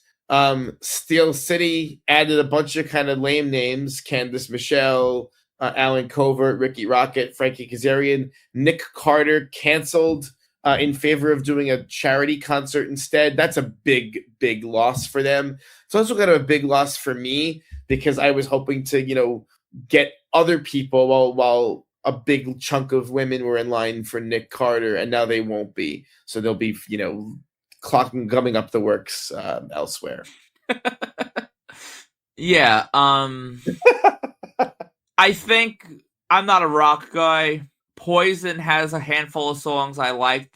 They're more in the Kiss realm, I guess, literally, than like the Iron Maiden, for example. That's as far, far, far removed from anything I've ever been exposed to or want to be exposed to. I think Ricky Rocket doing this is interesting because he's with Sean Clark. He's with Celebrity All Stars. Sean Clark was the guy with Ozzy. Ozzy is now in the Andre realm. It makes me think that Sean is making sort of progress, or he's trying to make progress. I imagine Bret Michaels would be a tremendous cash cow for him. I would imagine he has more life left in him than Ozzy did when Sean finally got that deal done. If he could get some more of these Poison people, namely Bret Michaels, out and touring around the country, I think that would be huge for him. I think it would honestly be huge for the con game because we've been asking for music, more emphasis on music. He's objectively a big name. I mean, I don't think he's not huge, but he had his moment, I think. Correct me if I'm wrong. Somewhat. Not enough for me to care it anyway. So I'd probably get Bret Michaels. I don't think I'll get Ricky Rocket, but if Bret Michaels was somewhere, I think that would be a Gene. Well, Bret Michaels also has like the reality. Bret Michaels has like that tabloid component to him, Yeah.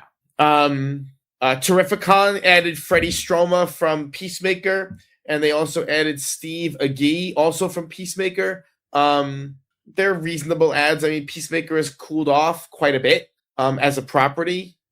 The time to book them was probably 2 years ago, but it's fine. I like Terrificon. It's a fun show. Yeah. Also, Terrificon. Let's not fool ourselves here. Terrificon kind of operates in, which I think all the Connecticut shows do. They operate in a way, they are in their own sandbox. And I think for people, if a lot of the people that you see at Terrificon, I don't really think are going. They're damn sure not coming down here. So you could bring people to a show like that have maybe been around, and you could say, "Oh, I'm a little late," but I mean, late to what party? The party's up there. They're not going to another party. So, I mean, I think it's fine for a Terrificon. Quite fair indeed. Chill Out added Joseph Marcel, Ross Bagley, Guy Gilchrist. They are, going crazy with the Fresh Prince of Bel-Air reunion, and you're giddy as a schoolgirl. I am, and you know who else is giddy as a schoolgirl? And I'm putting it out there. He didn't tell me not to. Friend of the show, Rockin' with Dan, King of Whatnot, perhaps even the King of Orlando. I mean, Mickey's technically in Kissimmee, so wherever the hell it is, the Disney. So he might be the King of Orlando. He told me he will be coming to Chill Out for the Fresh Prince reunion. So Rockin' will be rocking at Chill Out. I will be rocking at Chill Out. I made a little bit of a purchase in response to all this Fresh Prince hullabaloo. Yeah, I saw you bought it, the Will Smith signed Fresh Prince print. Yeah, I don't want to un-Virgilize Will Smith. I really don't. I will at some point go into my odyssey of Will Smith, which isn't that much of an odyssey, but it felt like an odyssey at the time because Will Smith was a very important name. He was probably about it. When I was like 11 and 12 years old, and like maybe I was weird on a weekly basis, I kind of exposed levels of how weird I am. And this is probably a weird thing at all, as well. Music didn't really exist to me until I was like 10. Like I wasn't like 7 or 8 listening to music. I didn't at all. Around 11 years old, 12 years old, actually not 12, probably 10 or 11. It was around 96, 97, around there, 9 or 10. I think Will Smith was like one of the first. It was Will Smith and, interestingly enough, Lou Bega. Mambo Number 5. That for some reason that song like turned something on inside of me that I like. Whoa, music! I'm like some caveman. So Will honestly was like the first like hip hop artist or any artist I really liked, and from Will I got into LL Cool J, and I just went Run DMC and delved headfirst into hip hop. And I also love the Fresh Prince. And at that age, I loved the movies and whatever, Men in Black, and whatever he was coming out with. Will was like a god to me, not a combo god or a, Christian Abrahamic god, but he was a god all the same. So Will was huge for me. So it felt like an odyssey. So yeah, with all these Fresh Prince people, I found a 12 by 18 Beckett Certed, Will Smith signed piece. And I added it to my watch list, and I'm like, I'm going to think about it. It was $200. I'm like, it's not a bad price, all things considered. His price has dipped a little bit post-slap. Plus, he signed so much like Christian Bale, where it's never worth that much. And then as the combo gods would see fit, the seller made me an offer of $150. And you're gonna offer me 25% off when I was basically going to buy it at full price. I mean, yeah, I'll take it. So I bought it. It's coming. And I will be able to get everyone but the original Aunt Viv, because it's a season 5 like print. Which at first I'm like, season 5, why? And then I looked it up, and that was the first one of the new Aunt Viv. That's the first one of the little dude, the little brother's name, who I remembered yesterday, and I'm blanking on today. But Ross Bagley is his actual name. So I'll be getting almost all of them on it, except for the old Aunt Viv. And I'm pretty damn excited. If somehow they could get Jazzy Jeff and Alfonso to come, which I don't think is going to happen because it's robust already, it would be one and done. Yeah, it's interesting to be such a fan of. I thought Fresh Prince of Bel-Air was kind of a deeply mediocre show. There were some episodes that were all right, but it was like so corny, I guess is the word I would use. Like so corny that I just had a hard time with it. But whatever. I was also a little bit older, I think, too. So, but yeah, I mean, to put a reunion together like that is exciting. It hasn't been done before, which I think is kind of the not only the feather in the show's cap, but also like it gives you some creativity with creating reunions for shows. And I think shows need to be creative like that. I think Monster Mania doing it Welcome to Derry reunion is creative. I think they'll be copied. I think honestly, Tom is going to be copied for his Fresh Prince reunion. I do, or people are going to try anyway. I love an idea of a reunion where they're really trying to get people in the same room. There's a lot of properties out there that even with 90s Con that they haven't really been. They haven't all been done right. Let's just say there's still some stuff out there, and props to Tom, and also Ultimate Stars I know is involved on 2 of those, which again is more collaboration. You have a full reunion, multiple people, and I believe there's going to be group ops offered, despite it being different talent, different representation on the guests. That's how you don't make leave money on the table. Don't leave money on the table. Fans go home happy, and the promoters go home with a little extra money in their pocket. That should be the way of the world, or the con world at least. Yeah. MegaCon Orlando added Diego Luna. Hasn't been around too much, so that's probably a big ad for people who are interested. I could see Diego Luna being at Comic-Con. NYCC. He fits that sort of, he's Star Wars. I just don't know, because he's a MegaCon. They don't really cross over, True. They I guess they do sort of lock them in. So it would be a smart thing for them. I just don't know if they can. So, and let's not manifest. We're not going to talk about anything at Comic-Con except the Jurassic Park reunion. That's all I care about, to be honest. I don't want anything else. Not interested. Jurassic Park reunion. Book it. SpaceCon San Antonio, which is always a big show. Always lots of expensive guests.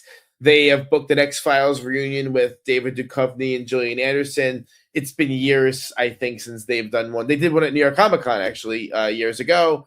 Were there? I don't believe. I can't remember if they were group ops or not, but I think they were actually. They were. But they don't do them that often. They should do them more, because X-Files is still one of the more important properties out there, even as far as helping cement Fox as a major network. It's just it's a great show. Yeah, and there's a reboot coming. Yeah, the reboot a little bit interesting on the reboot. I don't think you should reboot a show that was look, it's an anthology, right? And if you want to do another anthology, every time they've tried to reboot these anthology shows, they've just failed. It's an anthology with very strong characters. I don't think they should reboot it with Mulder and Scully. I think they should maybe come up with two different I would imagine that's where they're going with it. And the actress that's supposedly in one of the lead roles, I already have. So that's enough for me to wish for it to succeed, because it would make my photo op even more important. So I don't understand what the next bullet means. I didn't put it there. I thought you did. Yes, you did. No, you did. Oh, so I think perhaps Danhausen put it here himself, because I did not. All right, I'm deleting it.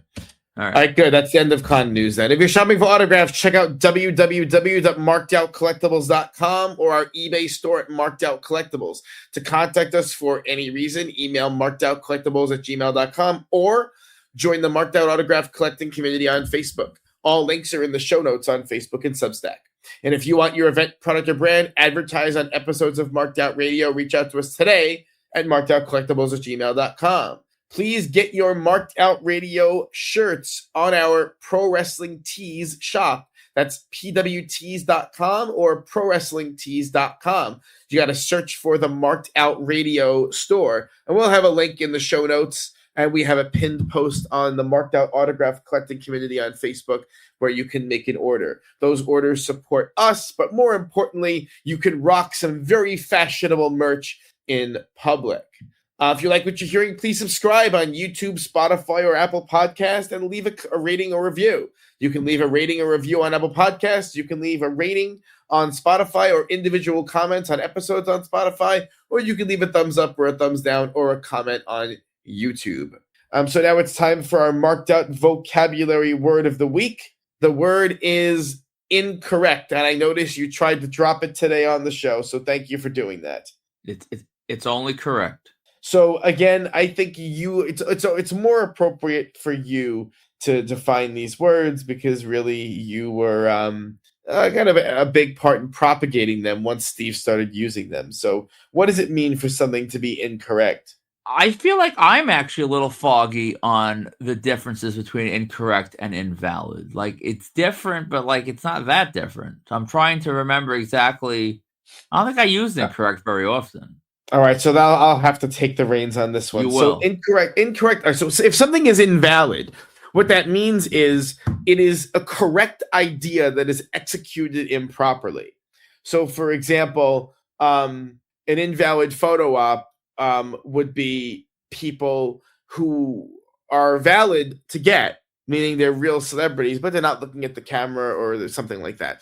An invalid autograph might be some kind of, really, he didn't use invalid on autographs that much. So he would use incorrect to refer to things that you do that are put together but that really don't belong together. So for example, if I got a Nightmare on Elm Street New Nightmare poster signed by Patricia Arquette, that would be incorrect.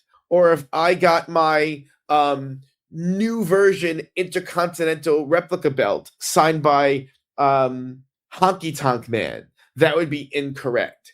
That's that's the best one. That's the best example. Or if I got, let's say, my Scream 1 poster signed by Ethan Embry, who's only in Scream 7, that would be incorrect, at least according to the way that Steve defines it. Now, part of the wonderful, fun, beautiful debate on Marked Out is that correctness can be debated. So, for example, I say that a WrestleMania 1 poster signed by Ric Flair, for example, is incorrect. Ric Flair was not on WrestleMania 1. However, some people like to use a WrestleMania 1 poster as a catch-all for anyone who appeared on a WrestleMania at all. Thus, the beauty of our hobby, where we can debate whether someone's autographs are good or if they should be thrown in the incinerator.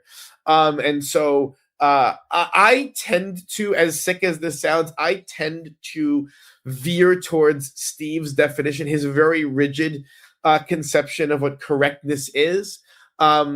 I kind of turn my nose up at incorrect items. But I understand why some people love to wallow in their incorrectness. Yeah, my favorite example that you did, that it was escaping me to think of it when it was the ball was in my court, was Honky Tonk Man on a current IC title.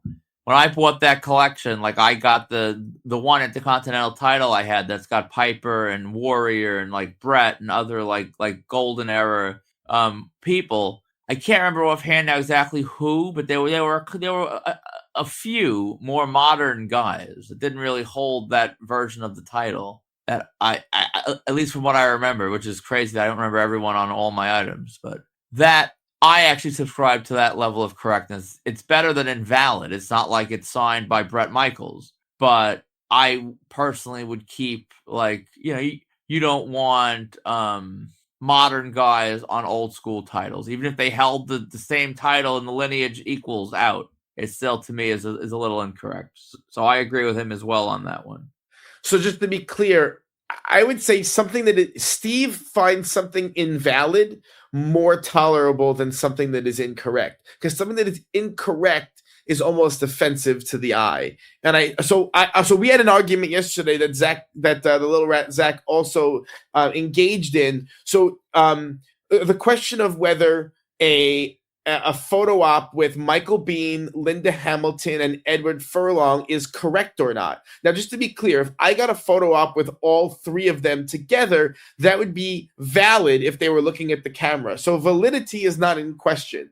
Correctness would be in question, because I would argue that the three of them did not appear together in the same film, whereas you argue that because they are the family, the Connor family, if you will, then that makes it a correct photo op. Is this a deranged argument? Yes. I think, honestly, the video that you took yesterday probably encapsulates it better than we can do now. I don't know if I was recording when that happened. Oh, for crying. I really thought you did. No? I don't think in the so. diner? Yeah, oh, no. Oh, wait. No, I don't think so. Oh, no, we had the argument on Ethan Embry's line, I thought. Yeah, I think I was charging the glasses at that point.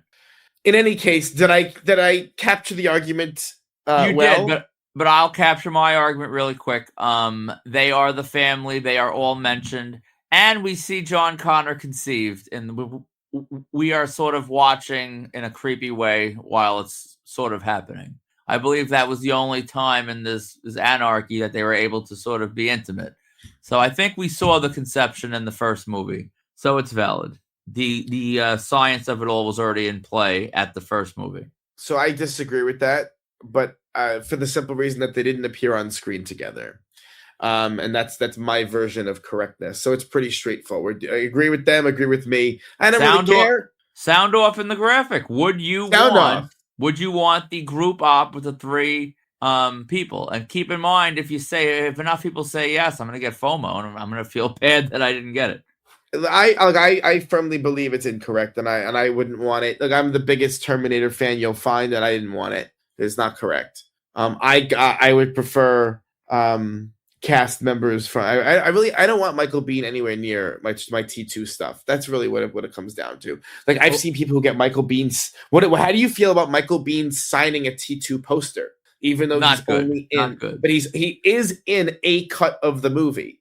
Just not the theatrical cut of the movie. It's a theatrical poster. It's not unless it's a poster from like a re-rip. If it's a poster from the re-release with that scene in it, I'd say sure, but it's not. So it's a theatrical poster. If he wasn't in the theater version, it doesn't count. But again, you have to look at it from my perspective. I have to rewatch both in the near future just to see how I feel the second time. But after one watch, I like T1 better than T2. So fine. So leave Furlong out then. Perhaps fair, but this is an all-encompassing. No, it's encompassing nothing. Then you need Christiana Lucken from T3. It's idiotic. The argument's ridiculous. I can't. The other argument for the trio op is if you're able to position yourself in quite the way. Let's say it was Biehn, Linda, Eddie as the order. If you stand between Eddie and Linda, you could do two crops. And you have T1 and T2 on one group. Sure. Well, yeah. I mean, you could crop a photo into correctness. I mean, that goes without saying. But that would be a good value. You can take a razor blade to an autograph and make an incorrect one correct. Just cut out the incorrect one, and then it's incorrect, and it's correct. So, any case, if this sounds nuts, then welcome to our world. I'm going to go ahead and make the executive decision that we're going to cut this down from 3 questions to 1, because of the time. You can pick the question. I think I know which one you're going to pick. Yeah, I guess actually, I don't know if you. We'll see if I pick what you think. I'm going to go with the one that is very timely with what our topic was. That's what I thought you were going to pick. Jack Proctor. With all the talk recently around Funko windows, celebs getting frustrated, overstepping boundaries, etc., what's your opinion on street graph etiquette, if there is such a thing? We all know those 1 or 2 people that when they turn up at a spot, your chances just got much tougher because they're going to try to rack over your head or piss off the celebrity really quick with 20 Funko windows or rush at them. Should it be an every man for themselves situation, or is the world just a better place when there's some order and we all get a turn? You want to start or should I? You start. All right. End part is always, in an ideal world, every man for themselves is not good. The world is always better if we're orderly and we're sort of working together and we're kind and we're considerate to each other. But the reality is you're dealing with people on the street that are either mentally ill and need these photo ops, and I'm going to sort of include myself in that category, or that you are working and you're desperate for cash and this is how you make money and you're desperate for the product. So absolutely it's better if everyone works for themselves, but that's not always and that's where things go sideways. Because when you're at a spot, let's say you're lined up and you're waiting, lined up, we're at the airport, right? You're lined up for Christian Bale. Let's say he starts on one end of the line. I'm number 15 on the line. He goes 2 or 3 down the line, and then all of a sudden people between me and him start surrounding him. I could stand there like an idiot and say, well, this is the line. We must be orderly. And I'm going to watch him get pissed and run away, and it's not going to happen. And you could make that choice. And I guess the world would be a better place if everyone had that strength to sort of make the right choice. But there's no right or wrong in combo hunting. There's only results. And if it's a situation like that where the civility is breaking down all around you, you got to be cutthroat and you got to bum rush and you got to push and you got to fight your way in there, because what the hell, what are you going to do? I'm going to stand by and be polite and watch everyone else get it? No. At that point, it's ruined, and then it all just trickles and snowballs. And that's you're going. So what's funny is I remember when we went out for Daniel Craig, and that's exactly what happened. Do you remember this? There was a relatively orderly scene, and people were getting Daniel Craig, and then it started to break down a little bit, and then you jumped in and kind of like forced it and got him, and I didn't, because then it broke down and he left, and I kind of remained a little bit more orderly. Do you remember that? Yeah, and listen, I'm not that moment, I've talked about it before with Bill Skarsgård. I had a decision to make. I had a front row spot on that rail. I also knew that at a spot like that, when you go around the rail, it's a no-no. You piss off the guards, it's whatever. But the 1 or 2 people that did got him, and I was sort of stuck in indecisiveness. I'm like, maybe if I stay here, he's going to come over to the rail. If you leave the rail, you lose your spot because it's like quicksand. You leave the rail, and whoever's behind you, they all just push forward. And then if all of a sudden the guard blocks you, you're screwed and you missed out. So I made the decision to hang to the rail and wait for him to come, and that never came. So had I just run out there, stiff-armed an old lady in the process and gotten next to him, I think I'd have him today. That's one of my regrets, not just in this hobby, but in life. If you sat me at some things that think of your 20 most poignant regrets, that's probably somewhere on my list. And that is absolutely insane. You realize that, right? Well, in general, in my regular life, I don't live with that many regrets. So, I'm not casting aside the day I pushed my childhood friend off a bridge when he was trying to get, it's not like I have anything like that. It's just I don't regret much in life, but these stupid things stick in my craw. Not normal, but I'm not casting aside real important stuff. Most of my regrets are trivial. I regret in high school when someone waved and I waved back thinking they were waving at me, and they weren't. They were waving at someone behind me. That still bothers me 20-something years later. That's one of my regrets. So it's all trivial crap. That's just one of the trivial things in my regret bank. That's a lot to take in. I will say that, I think much more of a, how can I say this? I adhere to more social orthodoxies than you do. Yes. I am much more of an orderly person. I respect order, the order of things. In fact, I'm constantly lamenting when people are like rude or express bad manners in public or violate social norms. I think I've talked about on the show violating social norms very often.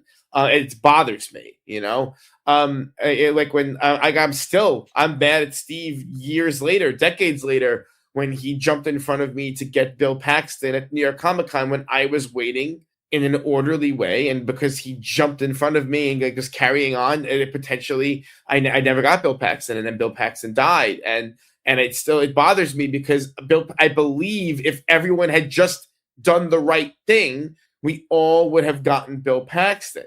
But because a few people just can't control themselves, then a lot of us didn't. And I think I know I understand what you mean when you say, well, if I don't do it, then it's going to break down. But if everyone just stopped acting like an asshole, then it wouldn't break down.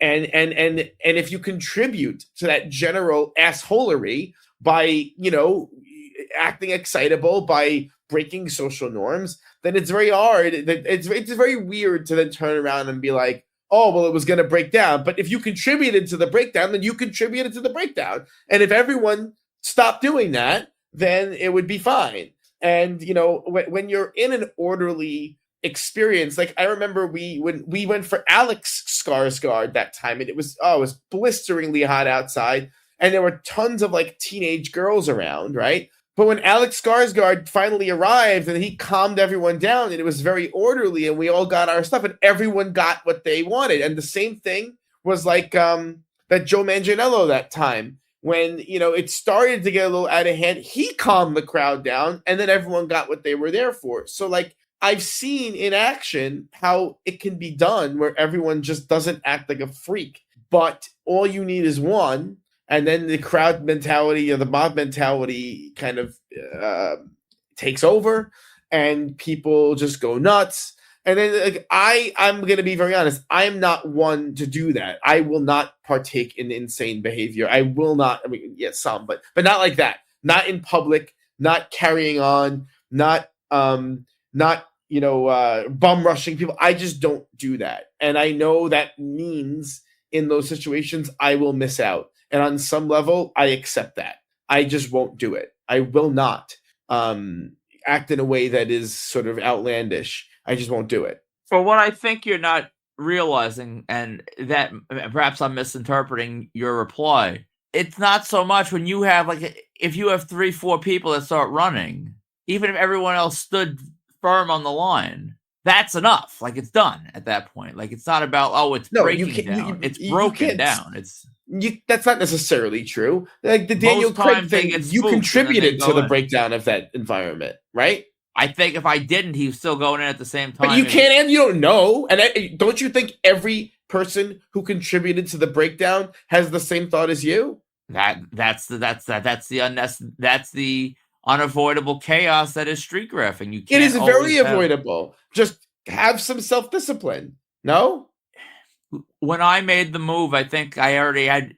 When you do enough of this, and at that point I was doing it on a daily basis, you can sort of sense when the party's shutting down. You can sense when they're about to get in. You can sense how close they are to the door. That's a begging the question argument. You're kind of arguing that, well, I knew this was going to happen, therefore I contributed to the occurrence of it. You don't really know. You can, and certainly you can, like, ex post facto say, oh yeah, well, it happened that way. But if you contribute to it happening that way, then of course it happened that way, right? So you can't know. Now, you obviously have way more experience at that than I do, but you 100% contributed to the breakdown at Daniel Craig.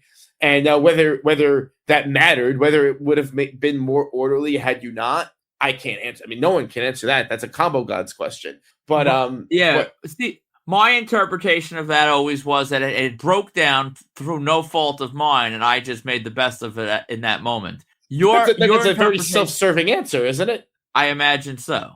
Yours is probably more accurate. So I kind of see the situation now differently than I did 5 minutes ago. I had a certain picture in my head how that went. And in my story, I was the hero, sort of like I was Indy running from the boulder. But perhaps I And pushed the boulder I and then I think ran the from difference it. between you and me, I'm not mad about it. Like, actually, like, I don't really. It doesn't like that was the circumstance. There are certain things I'm just not willing to do. And if in the Bill Paxton scenario, if Steve was a stranger, I wouldn't be mad about it. I'm mad about it because he's not, because he knew I didn't have Bill Paxton and he did, and because was expressing my excitement in that moment. So I felt like it was just someone who lost control in a moment when they should have known better and they should have been more deferential. Like, if I like, okay, do you remember when we met The Rock the second time and Keanu was next to us and I said, "You go first"? Remember that? Yeah. And because Keanu was a 16 or 17-year-old kid, we had met The Rock before. You go first, because if I don't, I'm okay with that because I already have, and I didn't want the situation to break down. And I thought because we managed that situation, we were the first to The Rock. We kind of controlled the tenor of how that went, the crowd reaction. And I thought we did a really damn good job actually with it. I always thought you just exploited his youth because it was better for a kid to break the ice than an adult. I didn't realize you were being like kind. I was not being magnanimous. I was actually just self-serving in that moment. I think, which is a smart move. As a combo hunter, you got to be self-serving, unless you're starving the combo gods, of course. That's genuinely funny to me. So I don't know if we have answered Jack's question. I mean, we definitely have very different views and very different, I think, styles. I feel like we've given Jack more questions especially me, with all the unbridled crazy I just unleashed on that answer. To be fair though, to you and to everyone who does street graphing, I don't really do it. I think you can count on two hands the times that I've done it. Accurate, I believe. Then there are people who've done it, count on two hands in a month. And 2 feet. Yeah. And so I'm sitting here on some level passing judgment on something that I don't have a ton of firsthand experience with. But at the end of the day, I can only live my life the way that I live my life. I'm not going to look down on, if the crowd goes wild and, people start to debase themselves, I'll make fun of them. But I understand it in the moment people get excited. But I won't do that. Also, partly because, again, and I've said this before, and maybe people who don't really know me don't get it just takes a lot to elevate my blood pressure like that. Like, I don't really get too excitable and too crazy about pretty much anything. So I'm just not going to react in a kind of an outlandish way. It takes a lot. It takes, like, yesterday when someone was walking their dog really, really, really slowly in front of my car in a parking lot when I was trying to move, and had acted with no self-awareness because they were in a parking lot. That made me, I started yelling. Like, that made me nuts. But when people act in a way that I expect them to, it's hard to, I get crazy about it. So it was funny because you were making fun of me about that yesterday. Because the guy, he was totally oblivious to the fact that he was in a parking lot and was walking his dog. But I digress. Thank you, Jack, for your questions. You asked them, and they were all very good.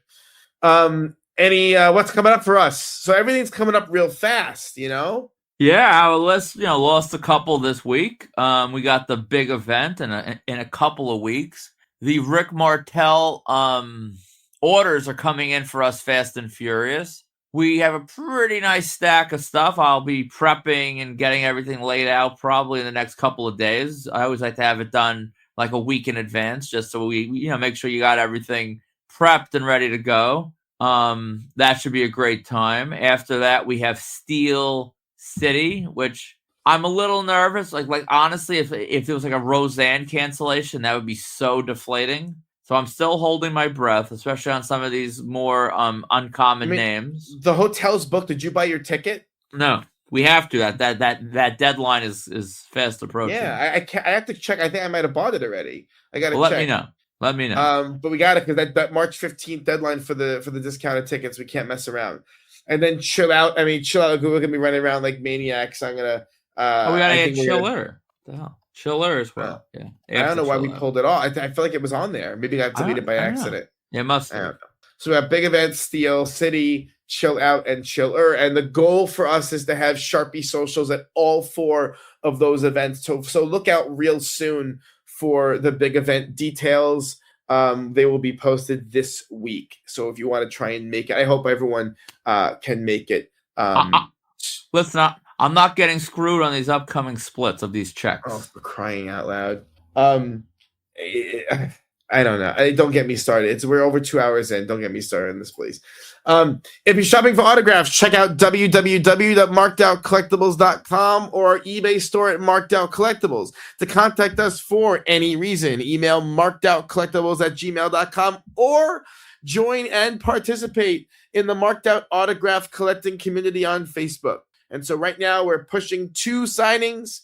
Rick Martel, the model, from AWA, WWE, and WCW. We do have, I think, 1 big rubber guy figure still left in stock. Buy it now, because if I get it signed myself and we put it on eBay, it's going to be more money. So buy our last one. And then we also have a signing with Don the Rock Morocco, and I believe this is Don's last signing on the East Coast. Hey, listen, I thought his last signing on the East Coast was 10 years ago before this. So, I mean, I would definitely not wait for the next one. He ain't getting any younger, and his back isn't getting any better. All right.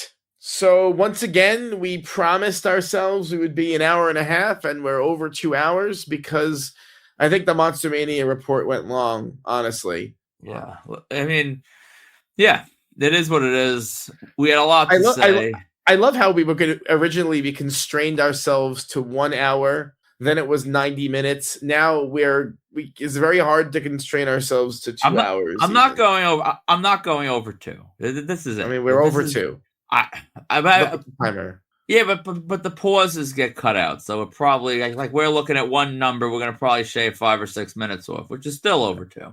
But I mean, I will never hit 3 like the major pod. That's like Nitro. Like Nitro. Yeah. We're going to a 3rd hour, folks. Do you remember that when they would do that? When it was scheduled for 2 hours, and then Eric Bischoff would come on and like, we're going to a 3rd hour. TNT's giving us a 3rd hour. And like chaos would ensue. Honestly, what a time to be alive. Oh my God. But I mean, nothing. Should we do that like in the future? Like, we're going down a 3rd hour. and have someone come on the show unexpectedly and just start blabbing? It's the Good Doctor. And Tony no, that's not going to happen. That's not going to happen. Okay, I'm going to make we're not having the Good Doctor on again. That's not happening. That's really funny, though. All right. Are we good to go now that we're over 2 hours? We're good. All right. So for Marked Out Collectibles, markedout.com, and Marked Out Radio, I'm Sean. And I'm Dana. And we will see you next week.